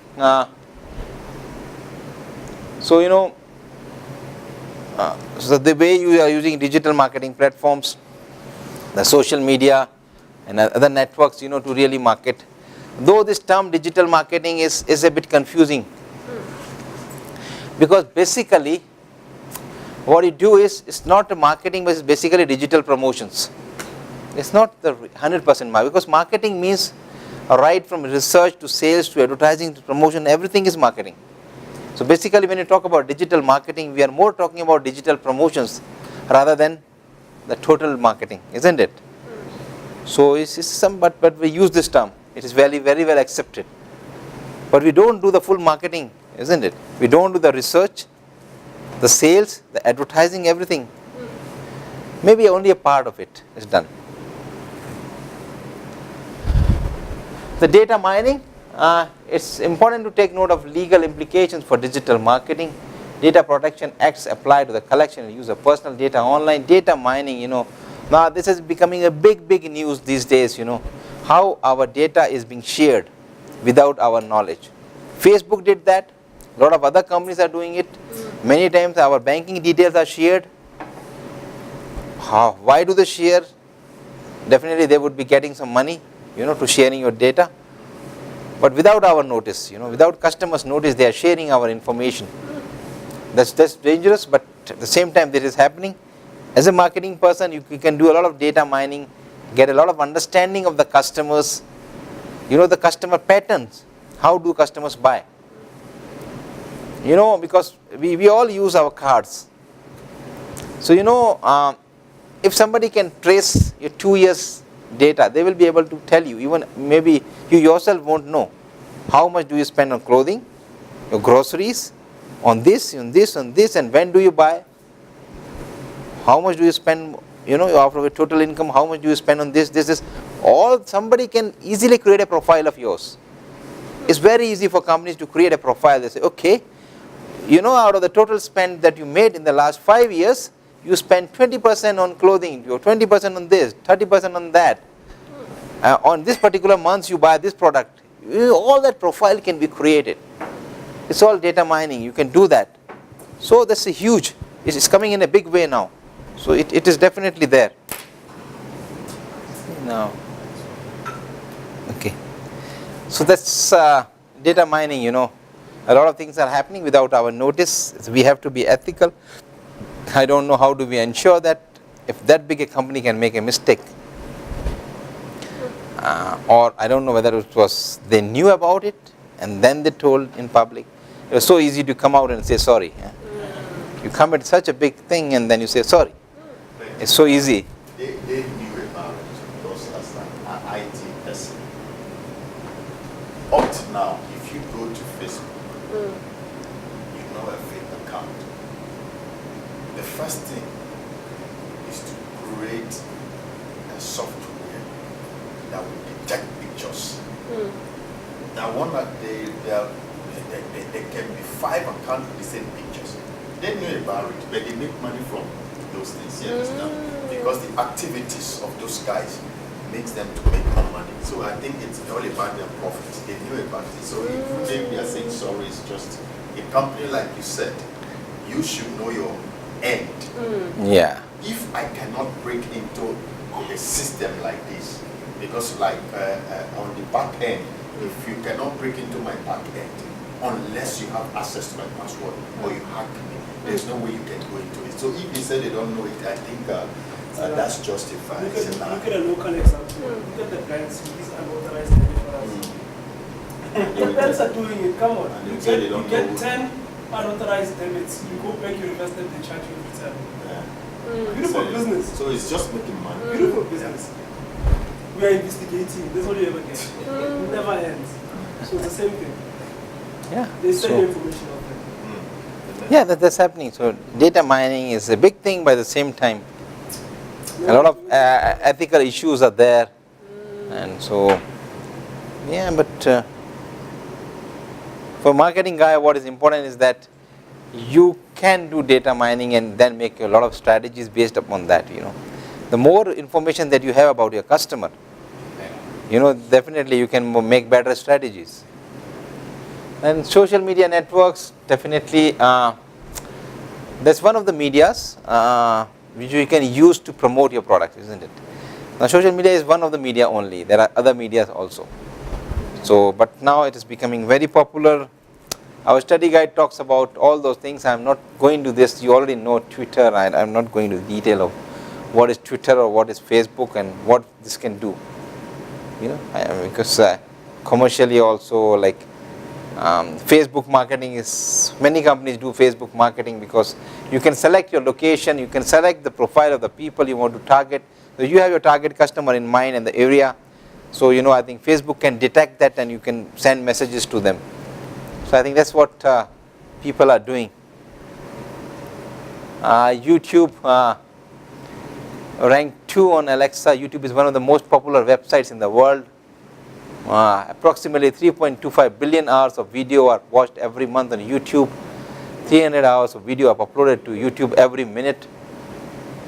This means that if you are not considering YouTube as a marketing channel, you are potentially missing out on a lot of customers. Obviously, yes, because anybody using internet would be using YouTube also.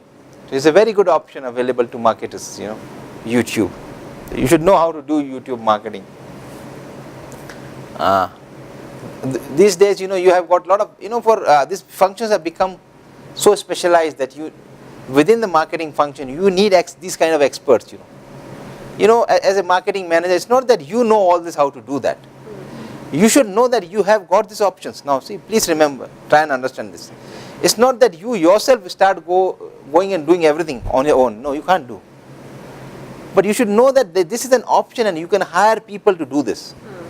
If I am the marketing manager, I cannot do everything. It's not that I can do research also, data mining also, using how to use Facebook marketing, LinkedIn marketing, everything. No. You cannot do all that. But you should be aware and you should have the knowledge that, okay, I have got these options now. So I can hire some people who can do this for me. Yes. So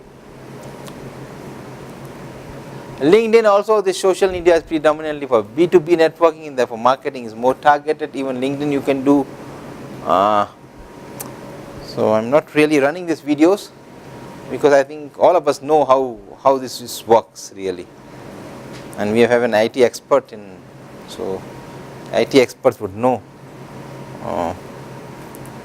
Mobile marketing, with an increasing percentage of consumers using the internet on the go, having a mobile version of a website helps a business reach out to consumers across all devices connected to the internet. That's why you have companies are coming out with their own apps these days. F&B will have its own app. This company will have its own app. You have to download the app. Or maybe you have this, version which plays well, website version on a mobile, so that it can work well on your mobile also. So that's how you have to make your products and make your marketing efforts to suit the needs of the customers. So what works back? So to ensure that customers and potential customers instantly land on the mobile version of the site when they are using their mobile devices, businesses must ensure their sites are mobile friendly. This is a new change that is happening, but it depends upon your target customers. Remember, everything is related to your target customers. If those are the people who have an access to the internet, they use mobile, then only this is useful, otherwise it's not useful. Not for all the products, not for all the segments, but yes, for some of the products, some of the segments you can do that. Mobile, tablet and other internet enabled devices like your smart watches are personal devices that often form a large part of a company's digital marketing strategy. You can obviously use mobile marketing as well. So I think the way mobile marketing is also taking over, you need to understand what he's trying to say. That maybe not the websites. Mobile, you don't search for websites. That's what he says according to the data. He says people search more information through apps rather than through websites. So that's why he says when you think about mobile marketing, think about apps. So like if he says he must be having the data. So it is coming from the horse's mouth. So you can't say that he's wrong. So Apple most of the time they do the right things. So see. Well, there are way too many apps now. Yeah, too many. Yeah. I found an app which says you go to that app, it's like sort of acting as a host to 50 different ads. So it's you go to the app. Inside that app they have got 50 different apps. It's like now. So they are going into that area now. I think that's where we're going to end up anyway. Because you cannot. How many apps can you have? Yeah. Space is a problem. You often have to delete one to upload another one. Yes. So that's why I think that. So there will be apps. You enter that app, which will take you to another 50 apps. Yeah, but that's why mobile companies they have to come up with the kit, the size of the memory of your phone. 256, 1632, 128, 256. So I think it's still the highest from Apple, the highest in the market. So whatever you can do, whatever you want to do, you can still do it on. So it depends on how much are you spending. The same Apple phone, maybe let's say S Plus, 7S, you can get the one for 256, which will have a bigger memory. You understand me? So you can still download more. So the options are there, they cost you more. And they make more money. So this thing was not there earlier. So you think about mobile marketing, was it there so popular? Maybe 5 years back, even 5 years back. Talk about even 5 years. It was not that, the way you have apps nowadays. We didn't have those kind of apps earlier. Regenesys is doing a lot of it because they don't even let us sleep. I can get 10 emails, 20 SMSs. Yeah, so Yeah. yeah, I think app is the new thing now that will really come out. A Regenesys app now. So okay.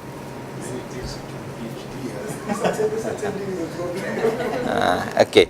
So my next question is, which digital marketing tool or tools would you use for your marketing your product, and why? You have your robot and your smartwatch. So which of these tools are you going to use and why? Select. Just think about all those digital marketing tools that you are going to use. Which all tools would you think? And please remember, don't say that you will use everything, because every company has got a limitation of resources. Even if it's Apple or maybe a profit generating any profit generating company, you have got limited resources. It's not that it's unlimited. No. So I mean, one or two. Yeah, think about 2, 3 the major ones that you are going to use.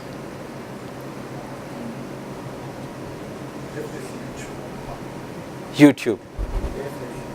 Definitely YouTube. You need to see what it does. Okay.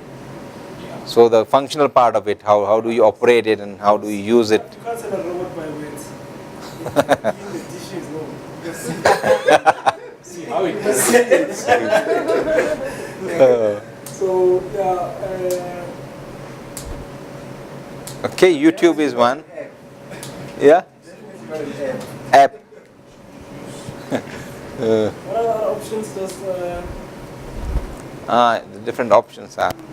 Okay, you have this your mobile marketing like app, your LinkedIn, your YouTube, your Facebook, your Twitter, all your social media, Facebook and all that. Yeah, major ones. For me, social media. LinkedIn, all those. social media already? Because the social media comprises of all of them. Yeah, it's LinkedIn, Facebook, all those are come basically under social media. Those are very different. LinkedIn is different. Instagram is different. Yeah. Facebook is different. Yeah, you. So which one would you like to have? Go with. There is a way you integrate them then, whereby your ad, Yeah. Yeah. there is a software we use when you click on it. Once you've been to LinkedIn of Regenesys, every time you go to Facebook, it pops up. You see them. If you go to any of the social media they're on, you find them. So it's a kind of integration. I forgot the name we call that.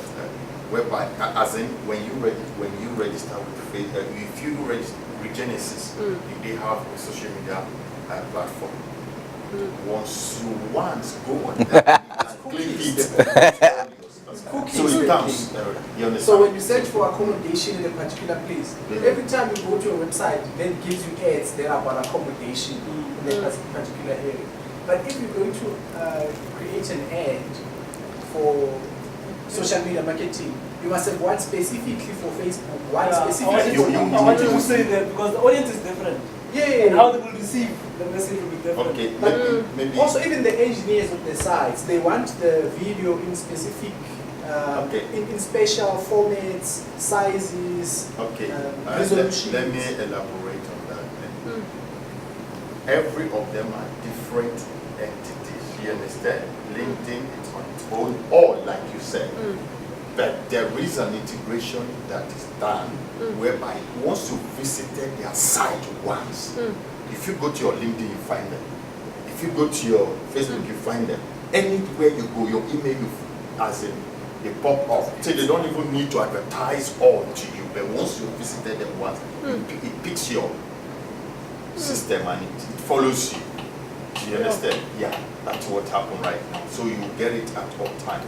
Any of their platforms, once you click on one of their platforms, it gives you for that. That's why you see the integration is done under the website whereby where you're doing that you advert Facebook, Twitter, all that one. There are some accounts where you get in. If you don't want to create more passwords, you can say log in with your Facebook or log in with whatever it It's is. automatic. Yeah. Because they are linked. That's So what I think that's how they connect all those things. Yeah, no, that I agree with. It is true. The only point I'm making is that you've got to create specific They ads have for a all the specific for all of platforms. them. Yeah, because all of them, the people who are using all these things use it for different purposes. If we talk about LinkedIn, it's more about your official, professional things. Facebook is more personal. I think so. Twitter. Then you have time limits on the screen time of the ad. So you can't have a 10 minutes ad crammed into Instagram, for example. No. So you have just, and their pricing very different. Yeah. So It's a lot of money also to have But to host. it's still by far a better option than your traditional TV. It is by They- far. People are not watching TV anymore. That's the problem. So I'm saying for our role, it would be YouTube and it would be some social media okay. pages or that would work better. Because and one thing is there are things you read on the other website which you don't get understanding, no matter how it's been explained. But on YouTube, when you listen to the video, it's like you're communicating. When I study, I listen to the YouTube. It gives me a clearer understanding more to me than any other. Okay. So you think YouTube and social media? So you'll be using it. No apps. Look, those pop-ups are great here as well, but if people just press X For your robot? Don't you need app for a robot? You are at office. Your app. You give okay. You give direction to your him. To just maybe to warm your food. Put it in your microwave, and by the time you reach home, it's ready for you or something. I don't That know. is very important. Those social media, in terms of the marketing we're discussing, yes, it's just publicity, advertising.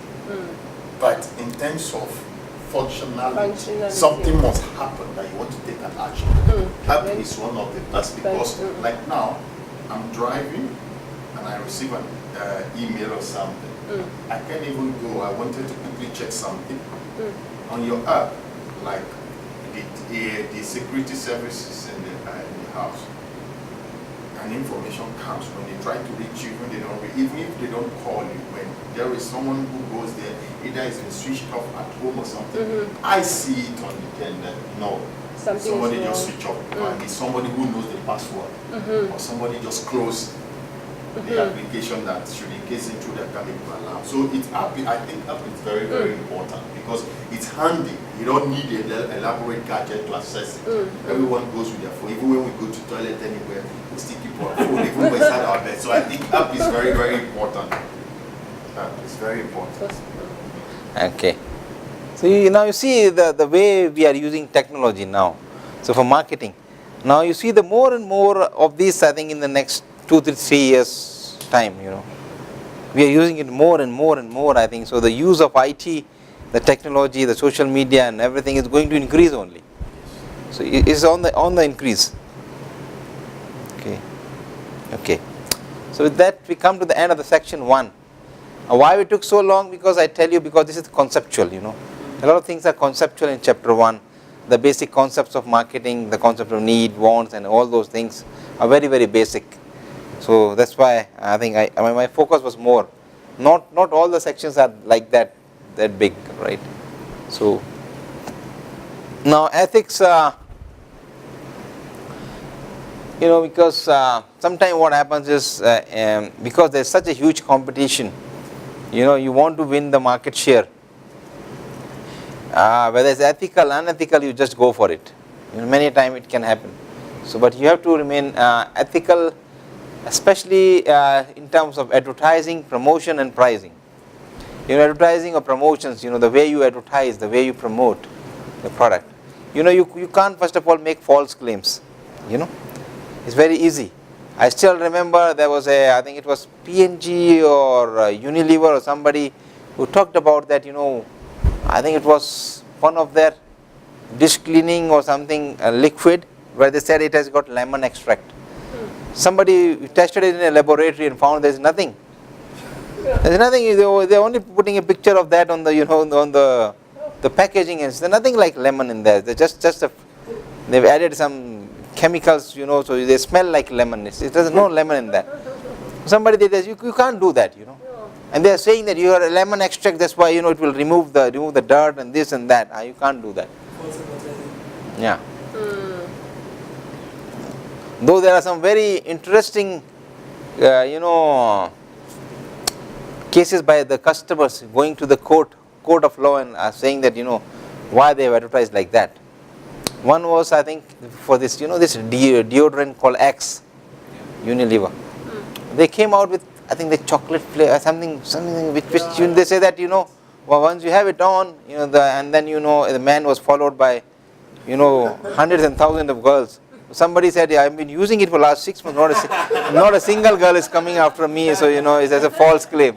So you can have all those things, but you cannot make false claims. That's the truth of it. So you just can't do that.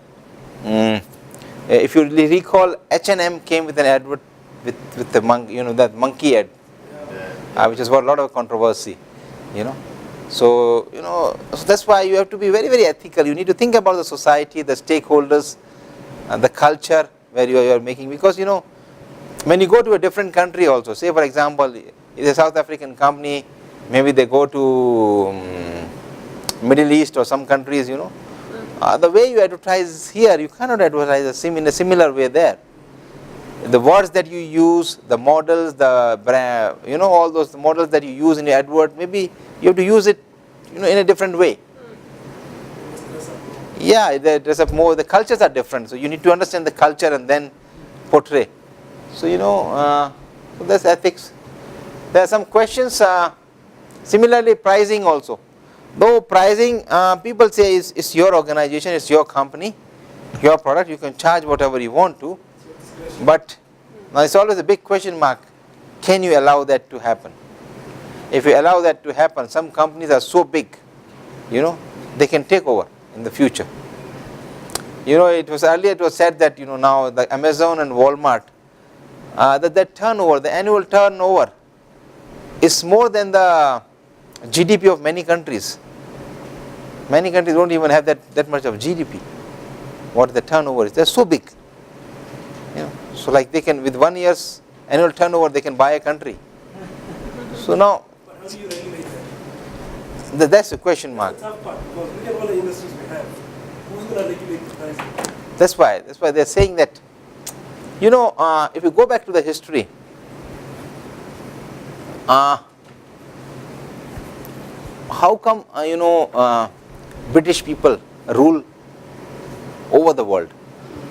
They used to say that, sun never used to set for the British rule, because they had their rule all over the world.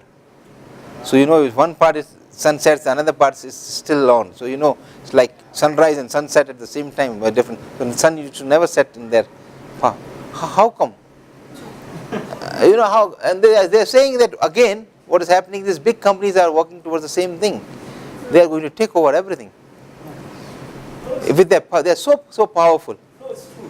Because for big companies, their cost of manufacturing, so their margins can also be less, just to kill the competition till they go up. But who's going to regulate it? So that's why government has to come in and see that, what can best be done. How? That's a big question mark now. Can they control the pricing? It's not going to happen very But in those advanced countries like Dr. said, price control system has been in existence for a very long time. The only person that can change those and make sure it becomes a policy is the government. It's their duty. When you remember, there was a time in Egypt, in Cairo, there was a stampede whereby people were protesting the price of bread went up with a cent or two. And they went on the street and they protested. And at the end of the day, people, I think there were people dying, but there was a serious, it was a further protest. But at the end of the day, the government came back and they sat down, they regulated.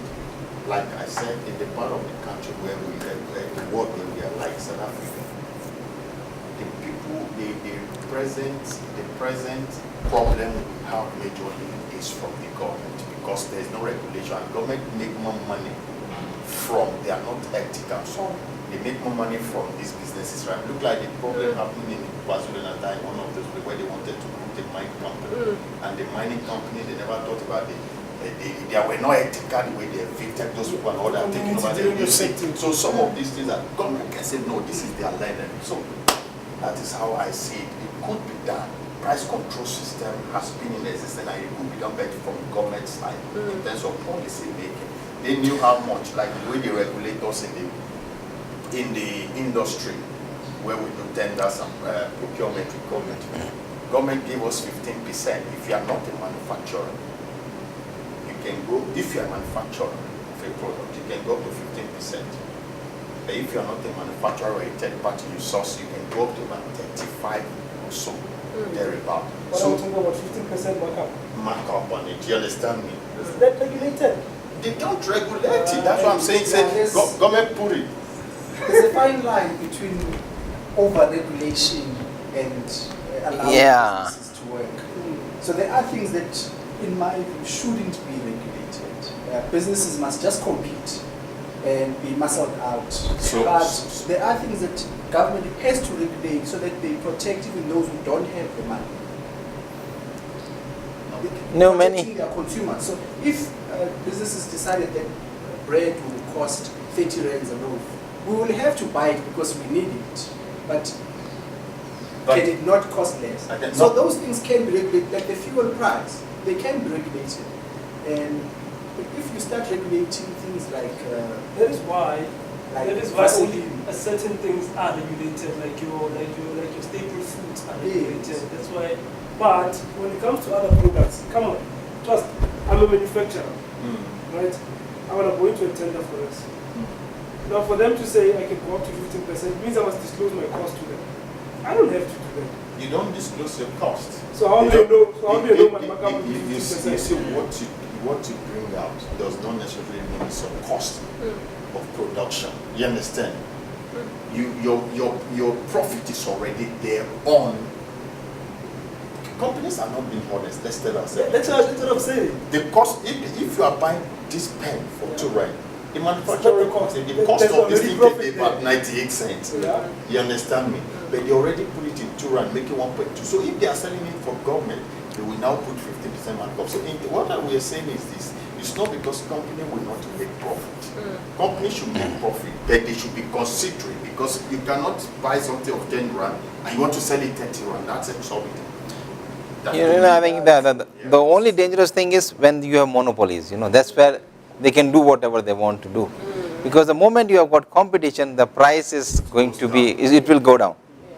That's what happens. But that's why It's business, guys. It's also competition. when you looked at the Nkandla issue, people were selling a glass for 200 rands.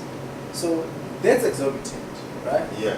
And that's where the government doesn't, or whoever is consuming, doesn't go and say, this thing costs 5 rand, why are you selling it for 100 rands? But there are things that shouldn't be regulated so that business can be free to innovate. But do they allow the companies to operate freely? Because like I was still saying, the policy here, there are a lot of banks in Nigeria, business in Nigeria that wants to come here. South African government is blocking them, they don't allow it. Do you know that? And there are a lot of companies from South Africa that goes to Nigeria because there was no regulation. If you see Nigeria, it's just like a dumping ground. We import most things we use in Nigeria, and the population makes it to make more profit. Because there is no quality control system, it they allow, just bring your product as long as people can afford it and they buy. That's why you see, they think if you buy this phone, here it's about, when I bought it's about 17,500. In Nigeria, cost price was about 250,000 back then. But you know this phone, this phone back home in Nigeria is far cheaper. Let's just go on this, just one currency. If it's $1 here in Nigeria, it's like about 0.50. But I disagree with you, trust.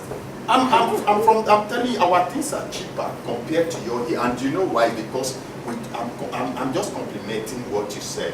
There is no monopoly. It's an open market for everybody. You can go to there and bring a container of anything, whatever, as long as.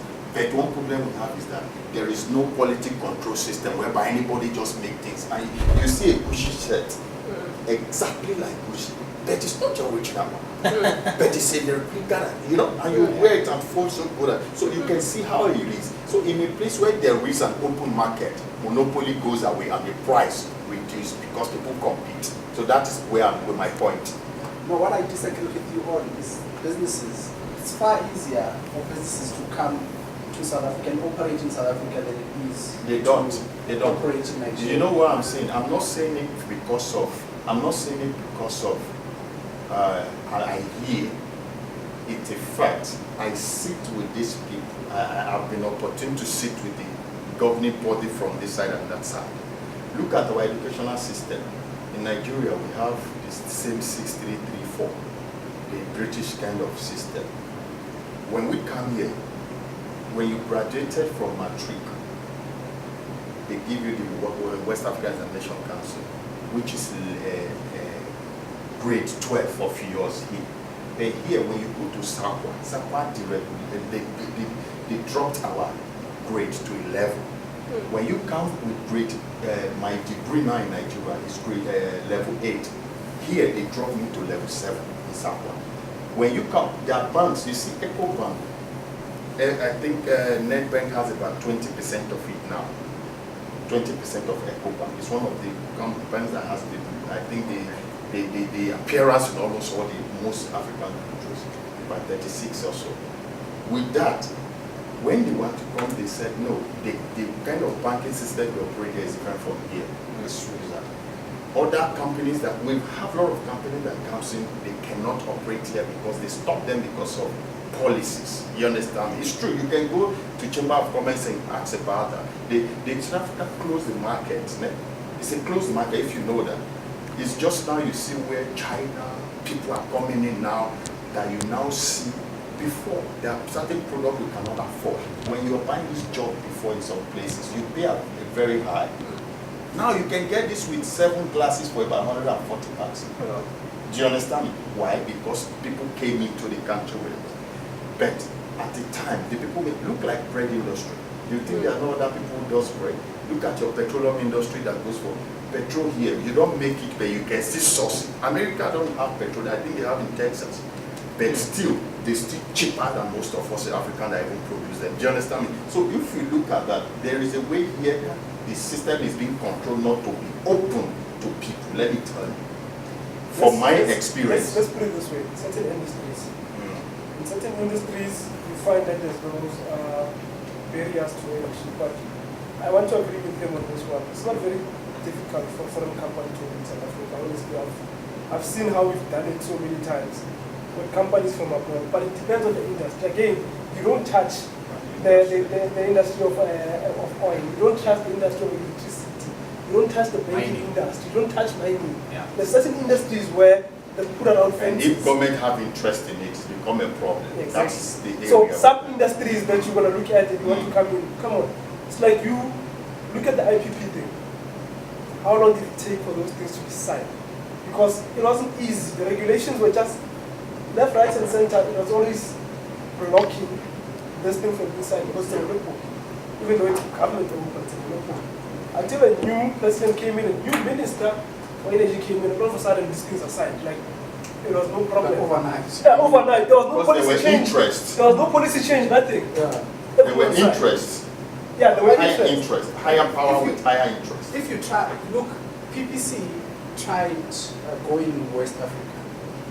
Dismally failed. In Nigeria, they couldn't get me. Dangote cement is selling here And without any problem. Dangote Tiger bought Brands the went to- percentage from. Didn't Went to Dangote buy Nigeria. Sepap? Dangote Yeah. bought Yes. What 60% Superb. of Sepap? But now that cement is selling here. and it's selling a And the lot. profits are going to Nigeria, no problem. Remember, Tiger it's Brands, not a MTN, new Standard company Bank. that is brought here. Ne? It's a company that is an indigenous company that somebody came to buy a share. Yes. But coming to start a new one, it's hard. Those companies that goes to Nigeria like MTN and all that, they're indigenous. Let me tell you something, I think relationship between countries matters. Ne? Too much. Yes, and the relationship between Nigeria and South Africa have been hurt a lot some years back now because of the way our citizens and all things that is happening. But you know, as far as Africa is concerned, I was listening to an interview.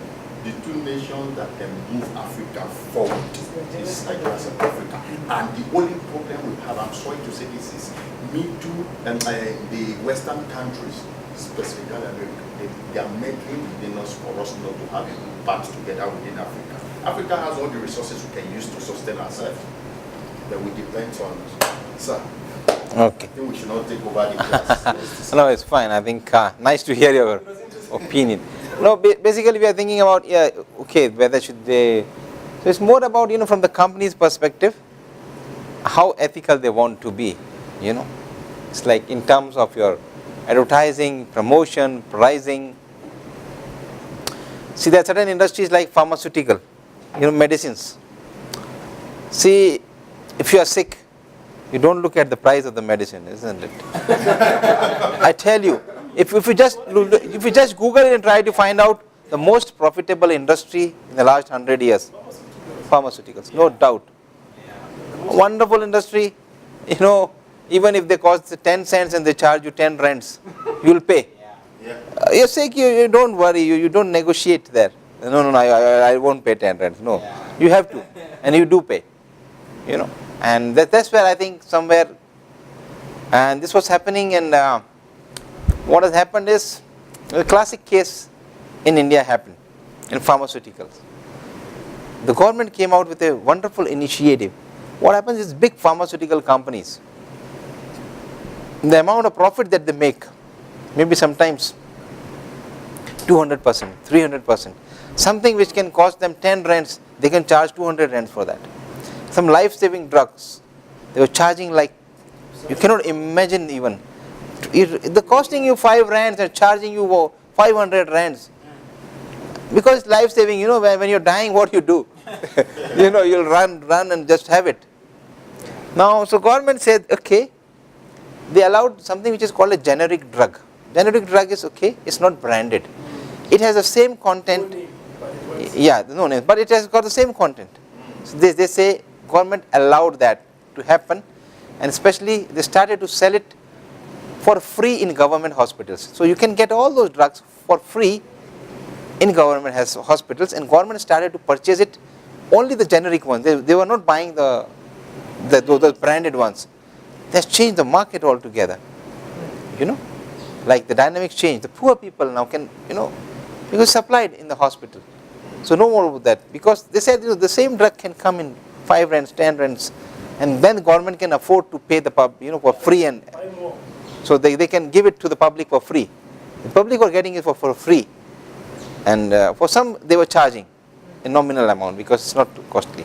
And that's changed. So that's how sometimes government can play a bit of a role. Okay. Then some question. Before you go on, in terms of that, if they take that route, isn't it a bit risky for the government to also be a player?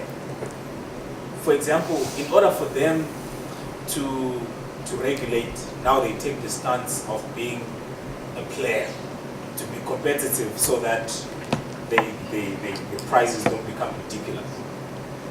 I mean, in that case, maybe it's a bit risky for the government to be a player as well.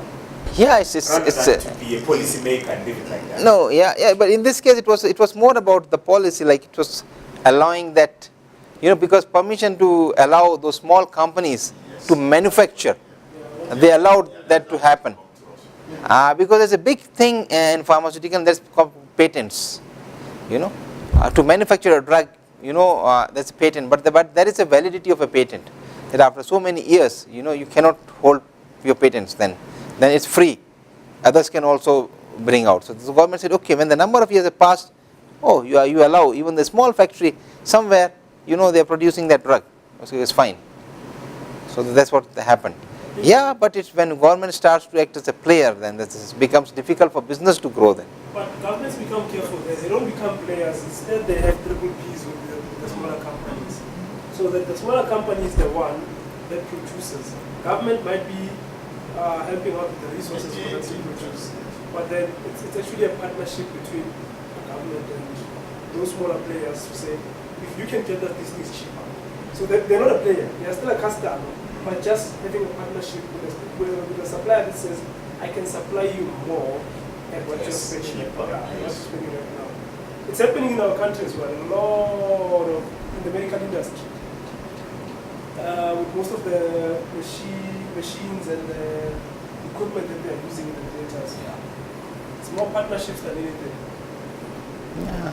And if you look at what made Aspen so big is government and ARV drugs. Government buys, public gets for free. But Aspen then charges arm and a leg. And Steven Sard is exceptionally rich for that. But if government allowed companies to do it, the thing would be very expensive. And there's nothing we can do about it. The public would suffer. Yeah. So what? Yeah, these ethical issues in marketing are plenty, I tell you. Even, you know, these issues here raised, like, can children understand marketing tactics? You know, the promotions that are targeted at children, how far they're ethical? You know, the way, because, you know, you just trying to motivate those small kids to buy. Now, you know, the parents are forced to buy because the kids, you know, you just can't handle your kids now. What do you do? So yeah, so that's what the question is it ethical to do that? You know, to target the kids. Knowing very well they have no buying power. Yeah, but you know, sometimes they can influence the purchase decision, children. Absolutely. And they go, no, I want this, I want this, I want this. He'll cry, he won't eat, he won't sleep, and what do? You know there are options. Just buy. It is a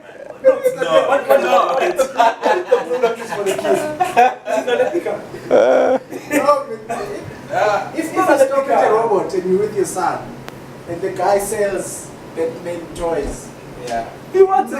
That guy, he sees the car with the child. He goes straight there. He doesn't want to see any other. He sees the child. His tires. It's a very car. The kid is going to cry, scream. You'll buy the toy. And for you, he doesn't negotiate. For others, it's like 30 rands. For you, 50 rands. It's like, boss, 50. Because it's got you. It's marketing. Yeah. So Do what they do. Remember, there was a court case between Kellogg's and Pocomo because of how they looked. So Pocomo made their cornflakes look like Kellogg's because the kids can't read. They can only see. So if they see cornflakes, they understand. So Kellogg's took them to court to say, change your box. I mean, now they think you're us. But I mean, the government let them fight. the fake there are many fake companies. Their names are so similar. I tell you, they look like a very similar font, similar style. They will slightly change the word. One of those words will change. You know? Is that unethical because they're also trying to compete to have the market share? Yeah, so it's a question mark now. It's ethical, unethical. There's a very thin line between being ethical and unethical. Yeah, just find your own market. So this is. Why you piggyback? My market is your market. Is it your market? Is it your market? You are selling conflicts. What's wrong with you? I tell you. Don't use my strategy. The market is not yours. So I tell you, it's not just conflicts. You know, sometimes those children can influence the smartphone that you buy, the television that you buy, all those things they can influence. No, that's a better one. Yeah, Now. my son told me. Yeah, he said now he wants to use iPhone, and I got him a brief and he said he used it and make sure that Nokia doesn't work anymore. Now I went to fix. They said they can replace. So now I just left him. No, I left him. I said, I tell you When that. you buy, you know exactly which phone you're going to buy. Now you are cornered. So so that's okay.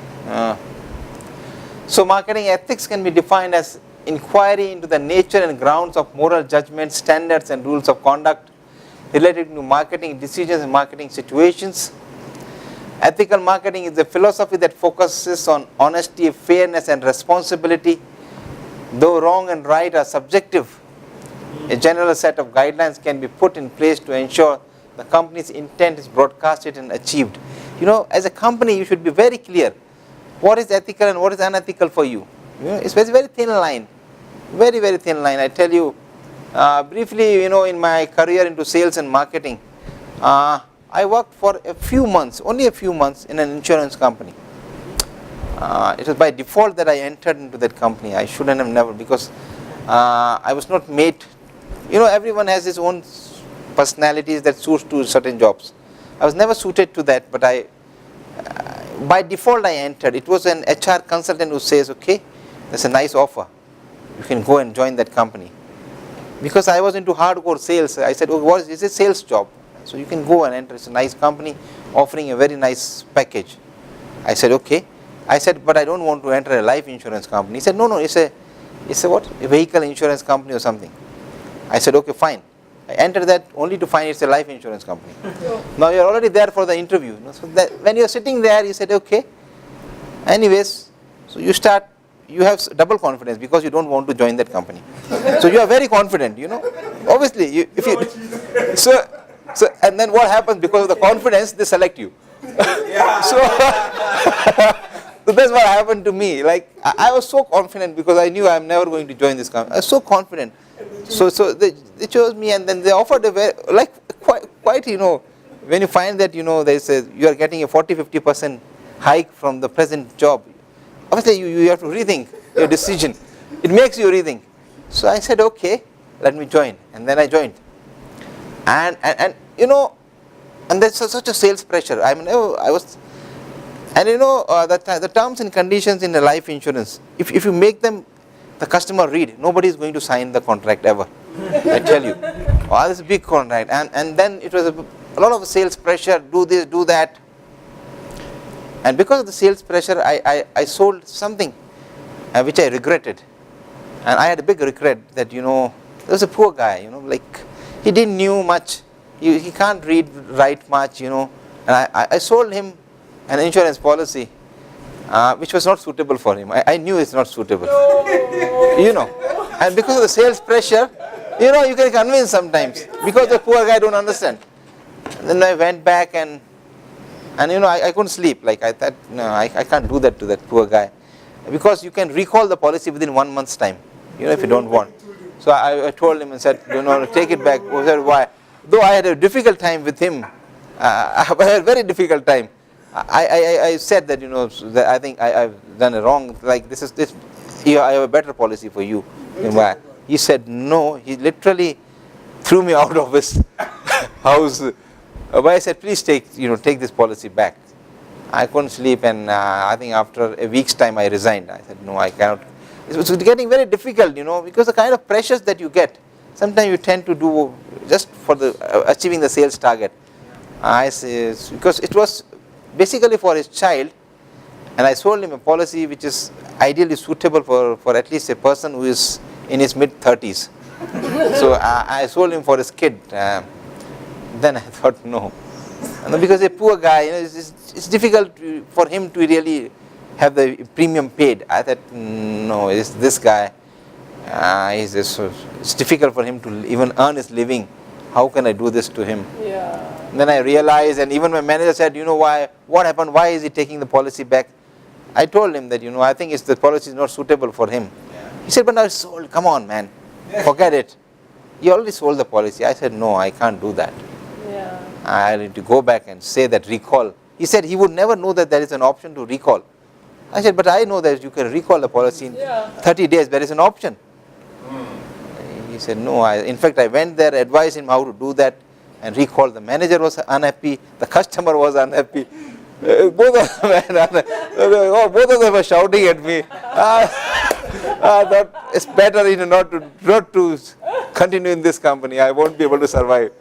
I said, no, I just can't do this. It's better to have a product sells, So I have difficult products. Initially, I was selling cigarettes. Though in cigarette selling, you have never to able to, you don't really need to go to the customer and say, you buy the cigarette. It's basically you sell it to the retailers and dealers, so you don't go to the customer and say, no, buy a cigarette. You don't have to convince people to buy.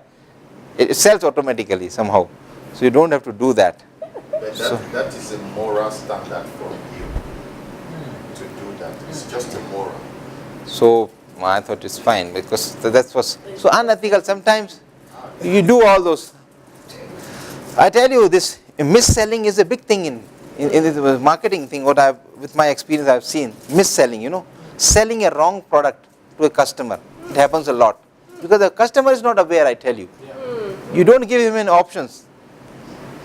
Just because you know that you have more profit on this product, you just push it through.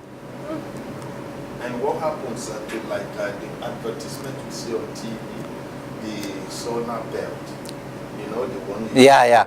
Your belly fat will go. It can never go. I bought it. I'm only sweating there. Wait, but it looks as if maybe I'm even getting fat. So what happened is because that advertisement was what caught me. I said, so this is possible. And I was okay. No time to go gym, and this was some years back when Very Mark. It came out with that. Very Mark, yes. I got it, and anytime I see the advertisement, I just say, this is scam. I don't believe it. So what happens to those kind of advertisements? Yeah, that's totally unethical, There's something. That's why, because of those complaints, most of the adverts are now played, like you find 80 hours in the morning. They play a long ad because they need to repeat a couple of things, terms and conditions. I still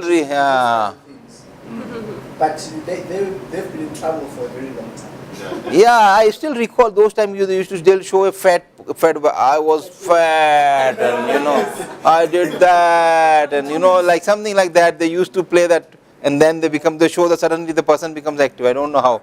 Maybe initially they have put something here and they showed him like he's a big fellow, and then remove everything. Yeah, so it's like,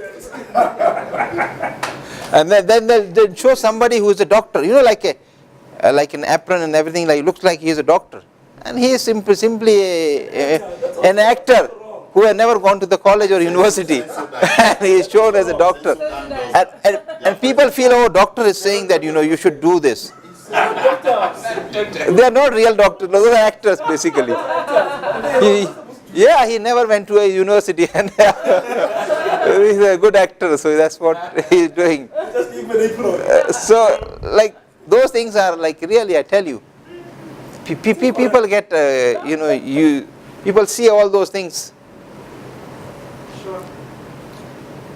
So, socially responsible organizations value that marketers are expected to support honesty. Honesty means, you whatever you promise, you deliver, It's always good to, under promise and over deliver. That's better.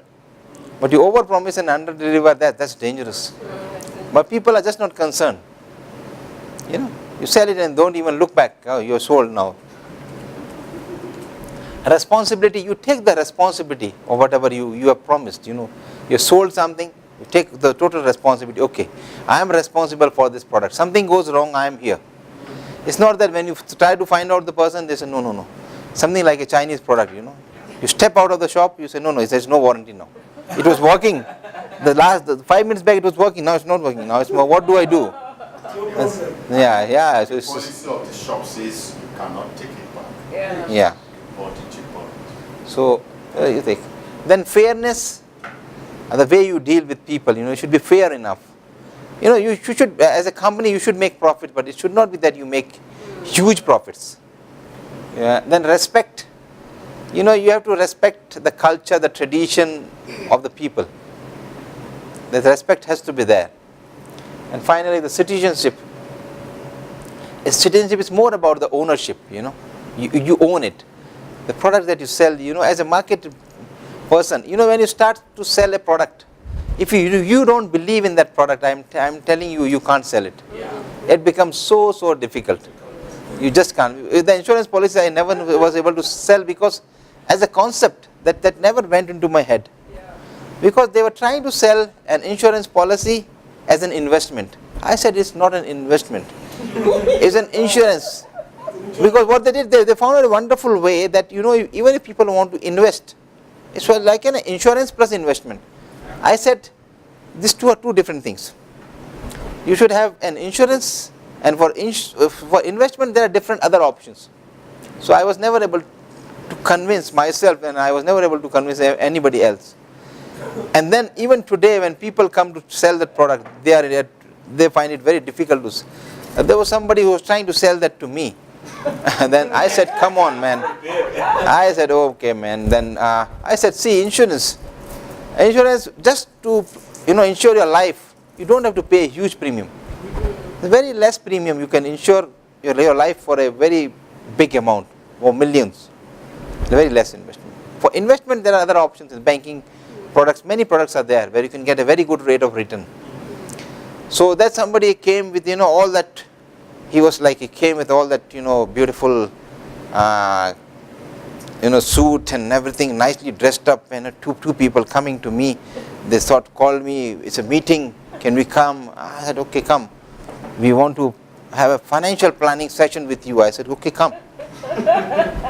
Then they came, they were trying to sell their ideas. I said, you stop.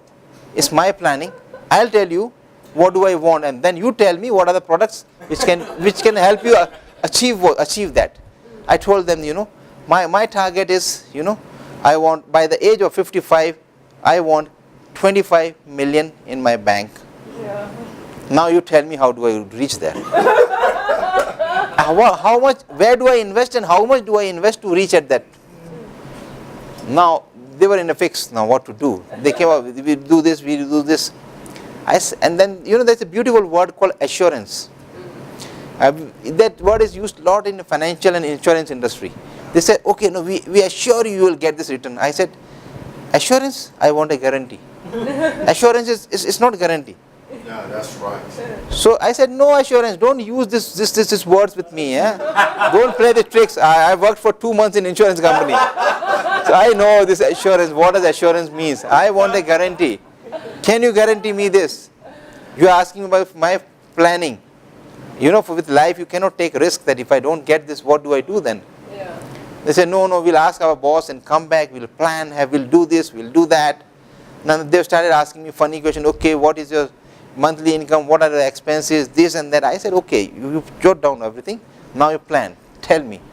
I want to tell you. So this is what I said, tell me how much do I invest where? I should invest in securities, I should invest in land, I should invest in gold, this and that. They were only trying to sell their own investment in their bank. I said, man, you cannot put all your eggs in one basket. Obviously not. You have to diversify your portfolio. That much I understand. I said, you have not come to a fool, I'm not a person who never went to the college. So, so I said, I went to the university and I did my course seriously. So don't try to, investment, I know that it has to be a portfolio where, you have different products. Yeah. If something goes wrong with one, at least you have others which can save you. Yeah. They knew nothing. I said, come on, man, do your homework well and come back again. They never returned after that. So that's what I tell you. Sometimes they're only looking for people whom they can fool. So marketing and the ethical conflict. Ethical conflicts in marketing can be caused when someone's personal values conflict with the organization. That's just like the conflict that I had with my insurance company. I didn't believe that that can be done.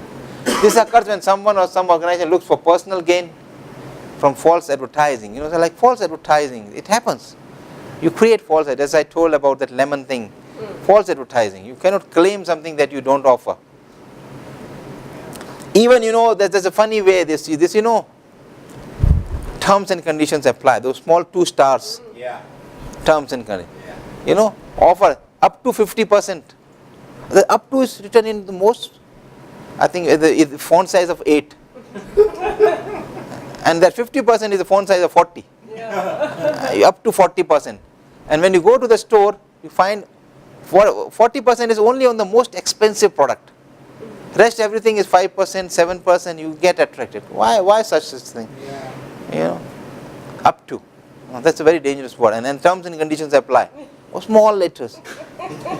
And those and terms and conditions, they are never able to explain. There's another offer going on with Telecom, where they're offering something in 800 rands, this uncapped 10 Mbps. But the terms and conditions still apply. Now, what are those terms? Sometimes even they don't know. I asked them for a call back. They called me back. I said, they say it's a 24-month contract. I said, wonderful. But what happens if I want to break the contract? You know, there should be an option that, no, I'm not able to do that. I said, you know, I'm not a South African. So what happens if I go back to my country after 12 months and I want to end the contract? Now, the lady doesn't know. I said, no, why are you calling me then?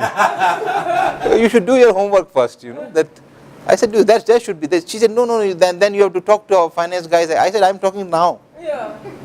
At that time, how do I, you know, I will only enter into a contract once I know the terms and conditions. So, you know, you have to pay something. I said, what is that something? At that time, I said, come on, do your homework well. Even the gym company does that. When we want to cancel our membership last year, they refused to cancel, and they said, I said, you guys, when you were selling this thing, they pack a lot of books, you know, you can't even read them. Yeah, you can't. Just look at it. That's what that video was talking in the Facebook, you know, that the agreement sucks, you know, you cannot read all those things. And at the end of the day, you know, they were demanding 9,000 something for us to cancel. I think Yes, yes, 9 point something. Then I said no. So I stopped, and every other person. Then about 2 persons were left on it, and what they did agreed that they have a certain period when we can cancel it. And after about 3 months or so, they said we are left. We can cancel, but we pay by 1.5 or something like that. But at the end of the day, we canceled some of those ones. So it's yeah. So I think most of those advertisements or so, those terms and conditions is what we don't read majorly, and those are where they are problems. Yeah, the font size is 6 or 7, and there are 40, 50 terms and conditions, which are sometimes so difficult to understand. You know, this is Telecoms terms and conditions are easy. You can never cancel.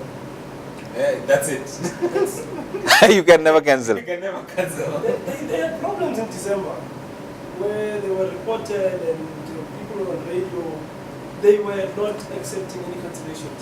They want to tell you stories, no, but you signed, yeah, but it's more than 2 years, no, it's fine, but you signed. And they know their network is not. Exactly, so you can never cancel, that's the terms and conditions. You will pay them forever. Yeah, so Don't read more, just know that you will never cancel. yeah, so But at least if you know before you go in, then it's fine. yeah, at least tell them. The lady said, no, there's something you have to pay. I said, what is something? You have to be clear, and I need to know that terms in written, that you know this is how I can cancel.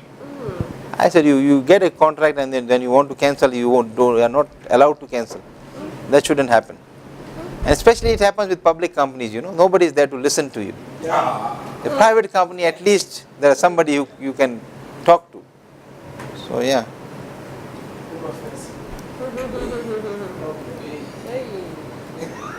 Big lonely.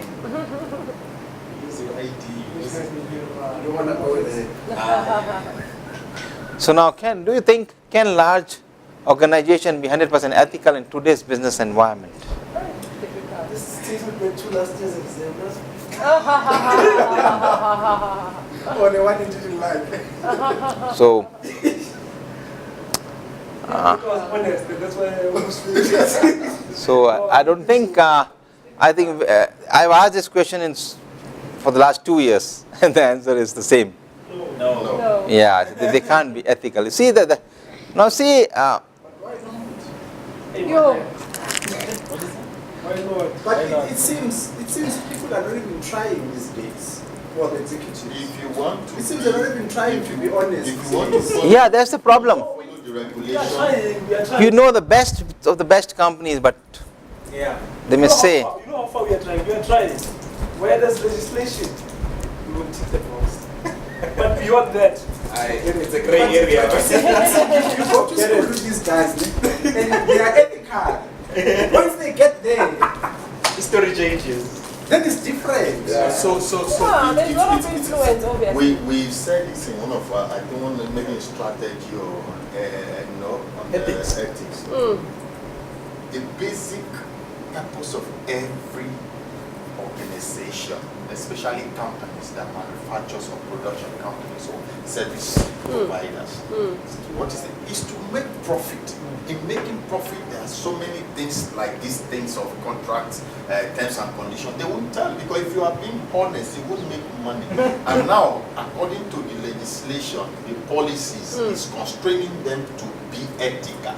And being ethical, there are certain areas where you go, then you lose businesses, you won't make money. So I think they cannot be 100% ethical in my own view. yeah. At the same time, there is also a fact that even if you think about the customers also, are they also ethical? Many times, I tell you, many times they also try to misuse, the terms and conditions. Say, for example, I enter into a contract with any company for 24 months contract. After 3 months, I go back to India. What can the company do? Think. But the terms and conditions are very, very honest. Yeah, I tell you. They are inaccessible, and you don't want to read them because it's 20 pages. Yeah, they make it in that way that you don't read. Even Facebook's. That's what he was talking about. So even the customers. Yes, they tell you, you give us rights to use your pictures. We can Yeah, do you- anything we But want. no one reads. Yeah, but we never They read don't it. Yeah. explain them. That's what. But use their I- picture not in terms of the advertisement in making, you understand me? So that's not being because Let's just read the- When you selling take- our But they- informations. You never said you're selling the informations. You said, can we use it? Using it means to display it on your website to make it more colorful. Yeah, but then they Make use it for other. But they use it for that purpose. See. There's clear terms and conditions. They can use it for business purposes. Why? They can That's very distribute vague, it. bro. Yeah. But on their terms and condition is not written for business purpose. What They keep it open, so that it can be. You know what they call it? Now there's They better call it for marketing purposes. And they tell you, That's what I was whatever trying to amount they get, you are not entitled to a cent. That's why it depends upon the leadership and the management, the way they want to run the company. On ethical grounds, on unethical grounds, what do they really want? But we all need terms and conditions, because if I'm in this building and I break my leg, I come and I sue Regenesys for 20 million. They need terms and conditions. They say, whilst you're in here, No, maybe At you your own maybe you rights. signed them already We when had. you were registered. we had. You signed a waiver. We You have read signed them. You signed a waiver. We Yeah, have that's what happens. Most of the time, that's what happens. But here's my question based on this. Based on this. What if I'm trying to be 100% ethical, but the industry that I'm in, my customers and my suppliers They are not. not 100% ethical. They are not ethical. Where does that put me? How do I work? When I'm chasing 100%, That's how. how do I work? That is why you can't be 100% ethical, because you are connected to so many people who may be unethical now. Who am I going to buy from? Your supply chain. All those people in supply chain. There may be some people who are unethical. Now, what do you do now with those people? I need to get You cannot own your own entire supply chain. Hey, I trust to say a pen is $1. Gets here, it's $50.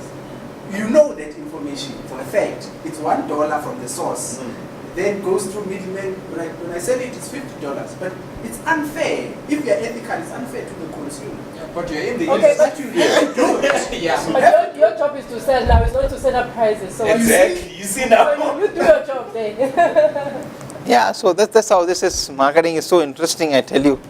But I tell you, most of the times it is, we are just a small part of that organization, most of the times. Unlike, for him, like he can set strategies because he is the owner of his own business. You can do. Otherwise, if you are working for a company, you know, you only implement. You don't really make those strategies. In his case, because he might be the owner of the business and he might set up strategies that will be leading the company to 100% ethicalness. But his employees, Yeah. that you have there on the side are doing their own things on the side. Automatically, it makes his company unethical. Yeah. Yes. Because he's given them targets to Even- go and sell his even- products. Even me, they make me to become unethical. Yes. Exactly. Because like last week Saturday, the main plumber on my team was drunk, Yo. and they have a 2 meter down to dig and about 25 meters. But unfortunately, he said I didn't employ him to dig. I employed him to do plumbing. I was not there. They called me. I think I was writing a assignment, and I don't think I was here in Genesis, and I told the guy, but they say he was drunk. You see, in such cases, I'm forced to fire him, which is I behave unethical, right? Yeah. But I can't do You that. take the proper steps. Yes, I just called him, I called him to speak to him. Then I'm coming there to speak to him. I went there, and he apologized before I saw him. You understand? And I let them still work together. Now you need terms and conditions to say, now you must also dig and cover the trench. But You always amend, my man, because it's scenario to scenario. When you are in a team, Yeah. we do teamwork in construction. We have two general workers. We have the plumber and the team leader, which is like the driver, brings materials and all that. Then sometimes we have to tell them our team must be 5 according to the comment stipulated team members, the total number of members of the team. But sometimes you go 3. So if they're there, we help each other. Even the driver must, if there's a lot of work, they do it together. But on that, sometimes, stipulated. so yes, they know. But some of them, just like we're talking about being ethical and unethical, whatever affects him affects me. Because if he behaves anyhow, I will be forced to also behave irrationally, which makes me unethical. But somehow I think working together, I don't know, but this issue of ethical is something we discussed last time. Something that is ethical to you is unethical. In Nigeria, you don't come to work, you can tell your boss. Your boss can tell you, now, this is your work they gave you. Work on computer. And your boss wife or your boss will come, hey, please, Tepo, can you please go clean or go bring me food there? That's not your job.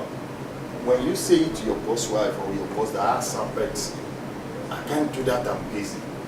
You just see tomorrow they give you letter, they sack you. And no CCMA. Do you understand me?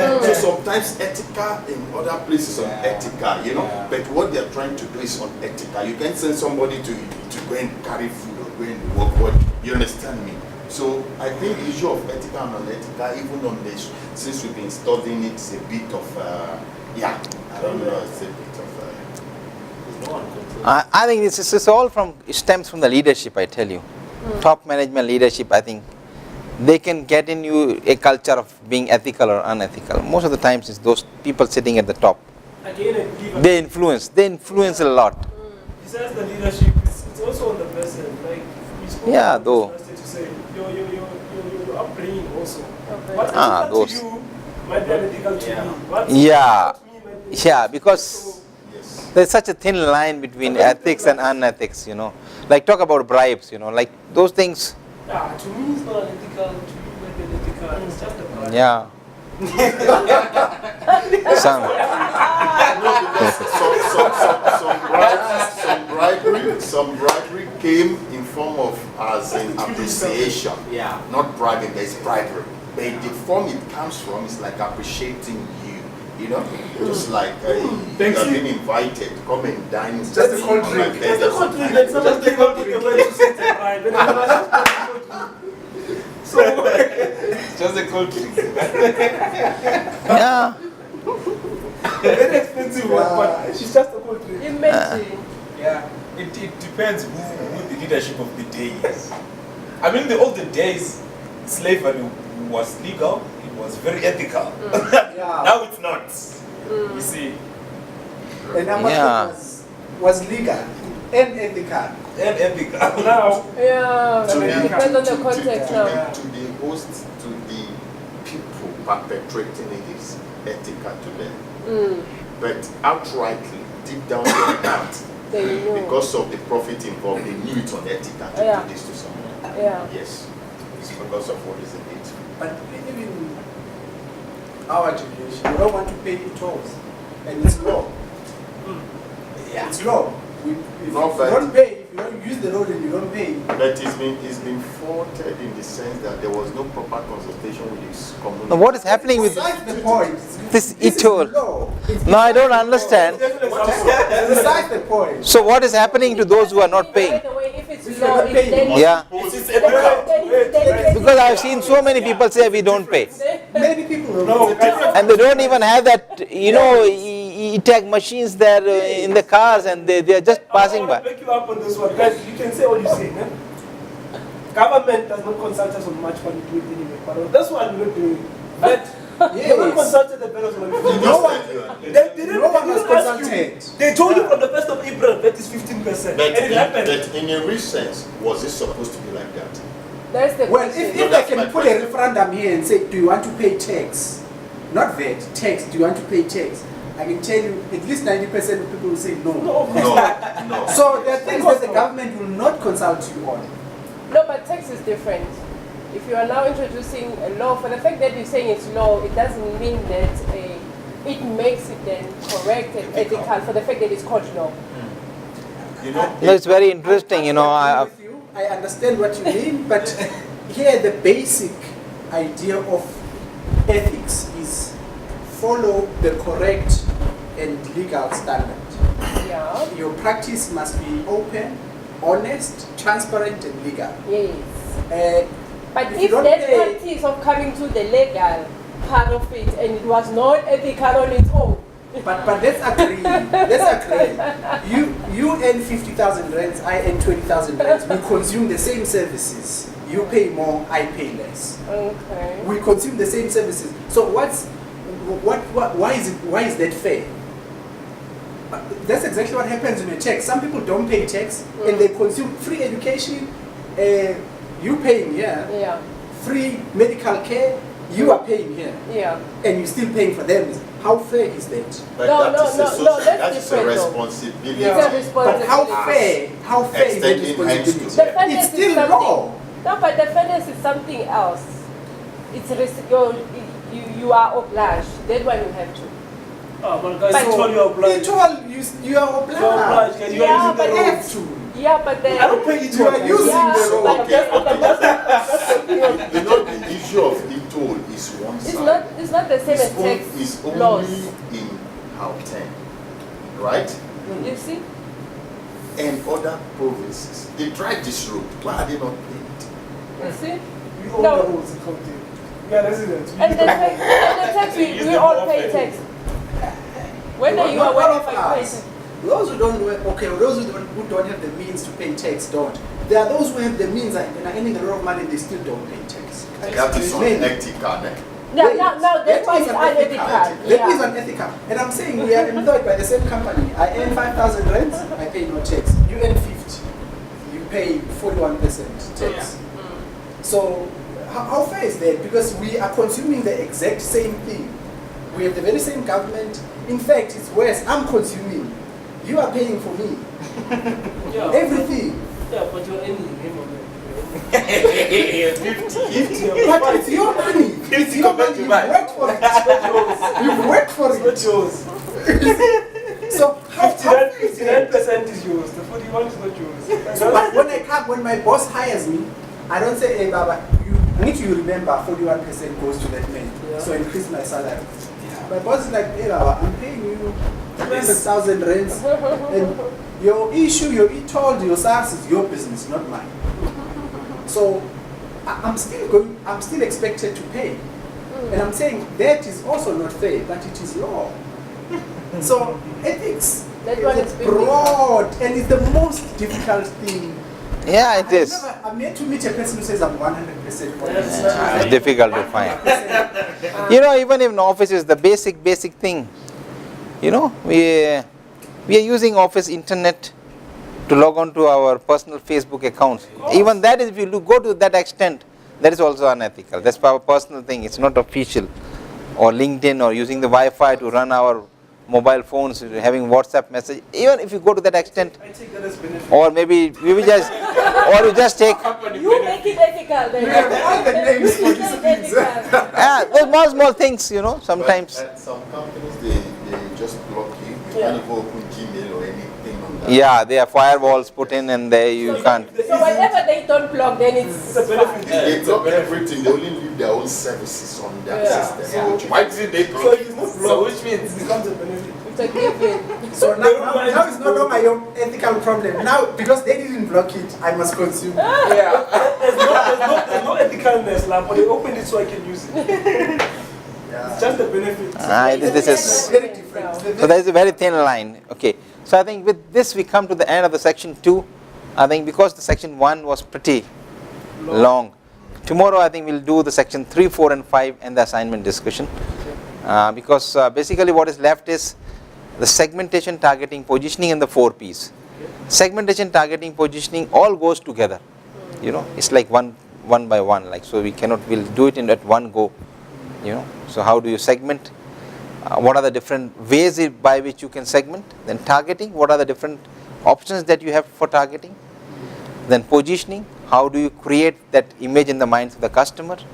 And then your 4P policies, strategies. How do you make product strategies, the pricing strategies, the promotional strategies, the different options that you have, and from that you can choose. That's basically what we do tomorrow. And so one thing that we really like to appeal for is, now we can read and understand and listen to you understand this. One thing I would like us to achieve also or accomplish is for us to be able to apply. For example, you ask exam questions. I wish we can have exam questions or an exam like a question whereby what we are being taught in terms of all the segmentation, target, position and all that, how do you apply it? I have a bit of problem challenge in that since I've been studying application, you understand? I do things differently in my company, but now when it's here starting, there is a particular pattern which is a standardized way of doing it. I need to know if I can accomplish or we can all accomplish. I don't know if you have that understanding. Did you get my point? A practical application of this would be so good for me. Okay, I think we'll discuss a bit of that tomorrow. But very briefly, I can tell you, for your exams, most of the time it's a case study based. You have a case study. So basically, it's you say, okay, how do you apply these models in that case? Okay. So you are putting yourself into the shoes of a marketing manager. You are given that this is the company, this is the scenario. Okay. How are you going to segment this market? How are you going to develop the positioning strategy for this market? How are you going to develop the 4P strategy or the promotional strategy for this market? It's pure application. That's how we normally, and what you do is, how do you do that? Say for example, I ask you, okay, what will be your promotional strategy?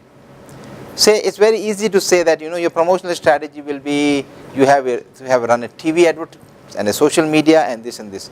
Maybe you finish up in 5-10 lines.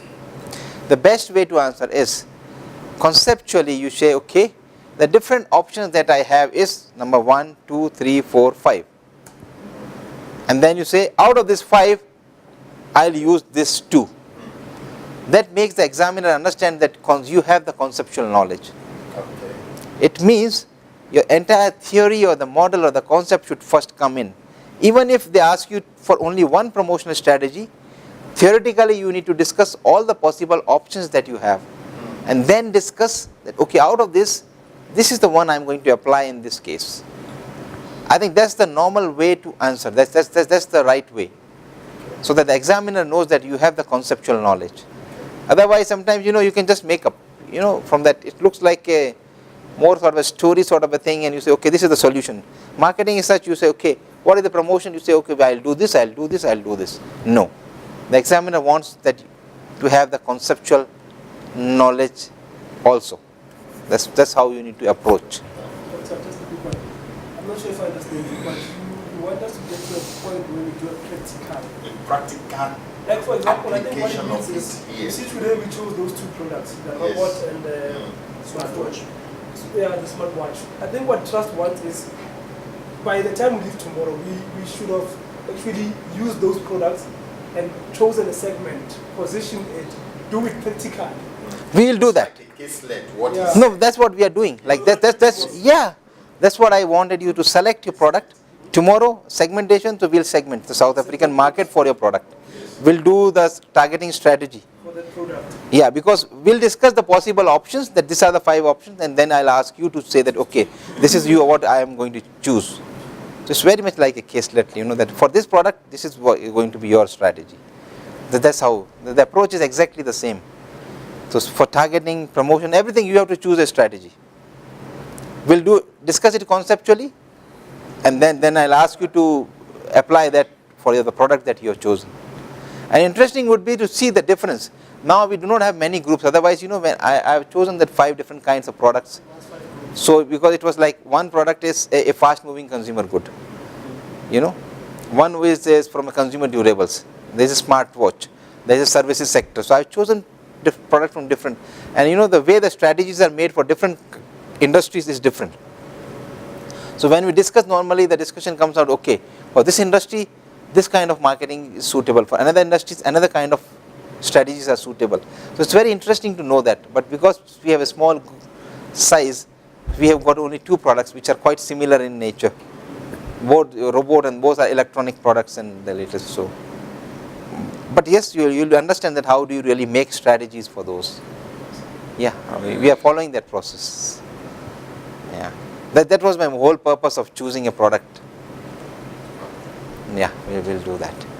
Okay, I think so. Let's break for the day, and tomorrow we meet, and we go ahead with our products.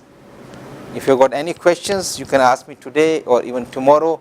And even though if the session ends tomorrow, if you've got any questions, any query, you can always write back to me.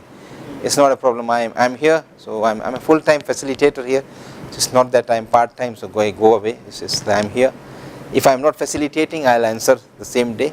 Even if I don't answer or call you back, it means I'm in the class facilitating. Otherwise, I'll definitely get back to you.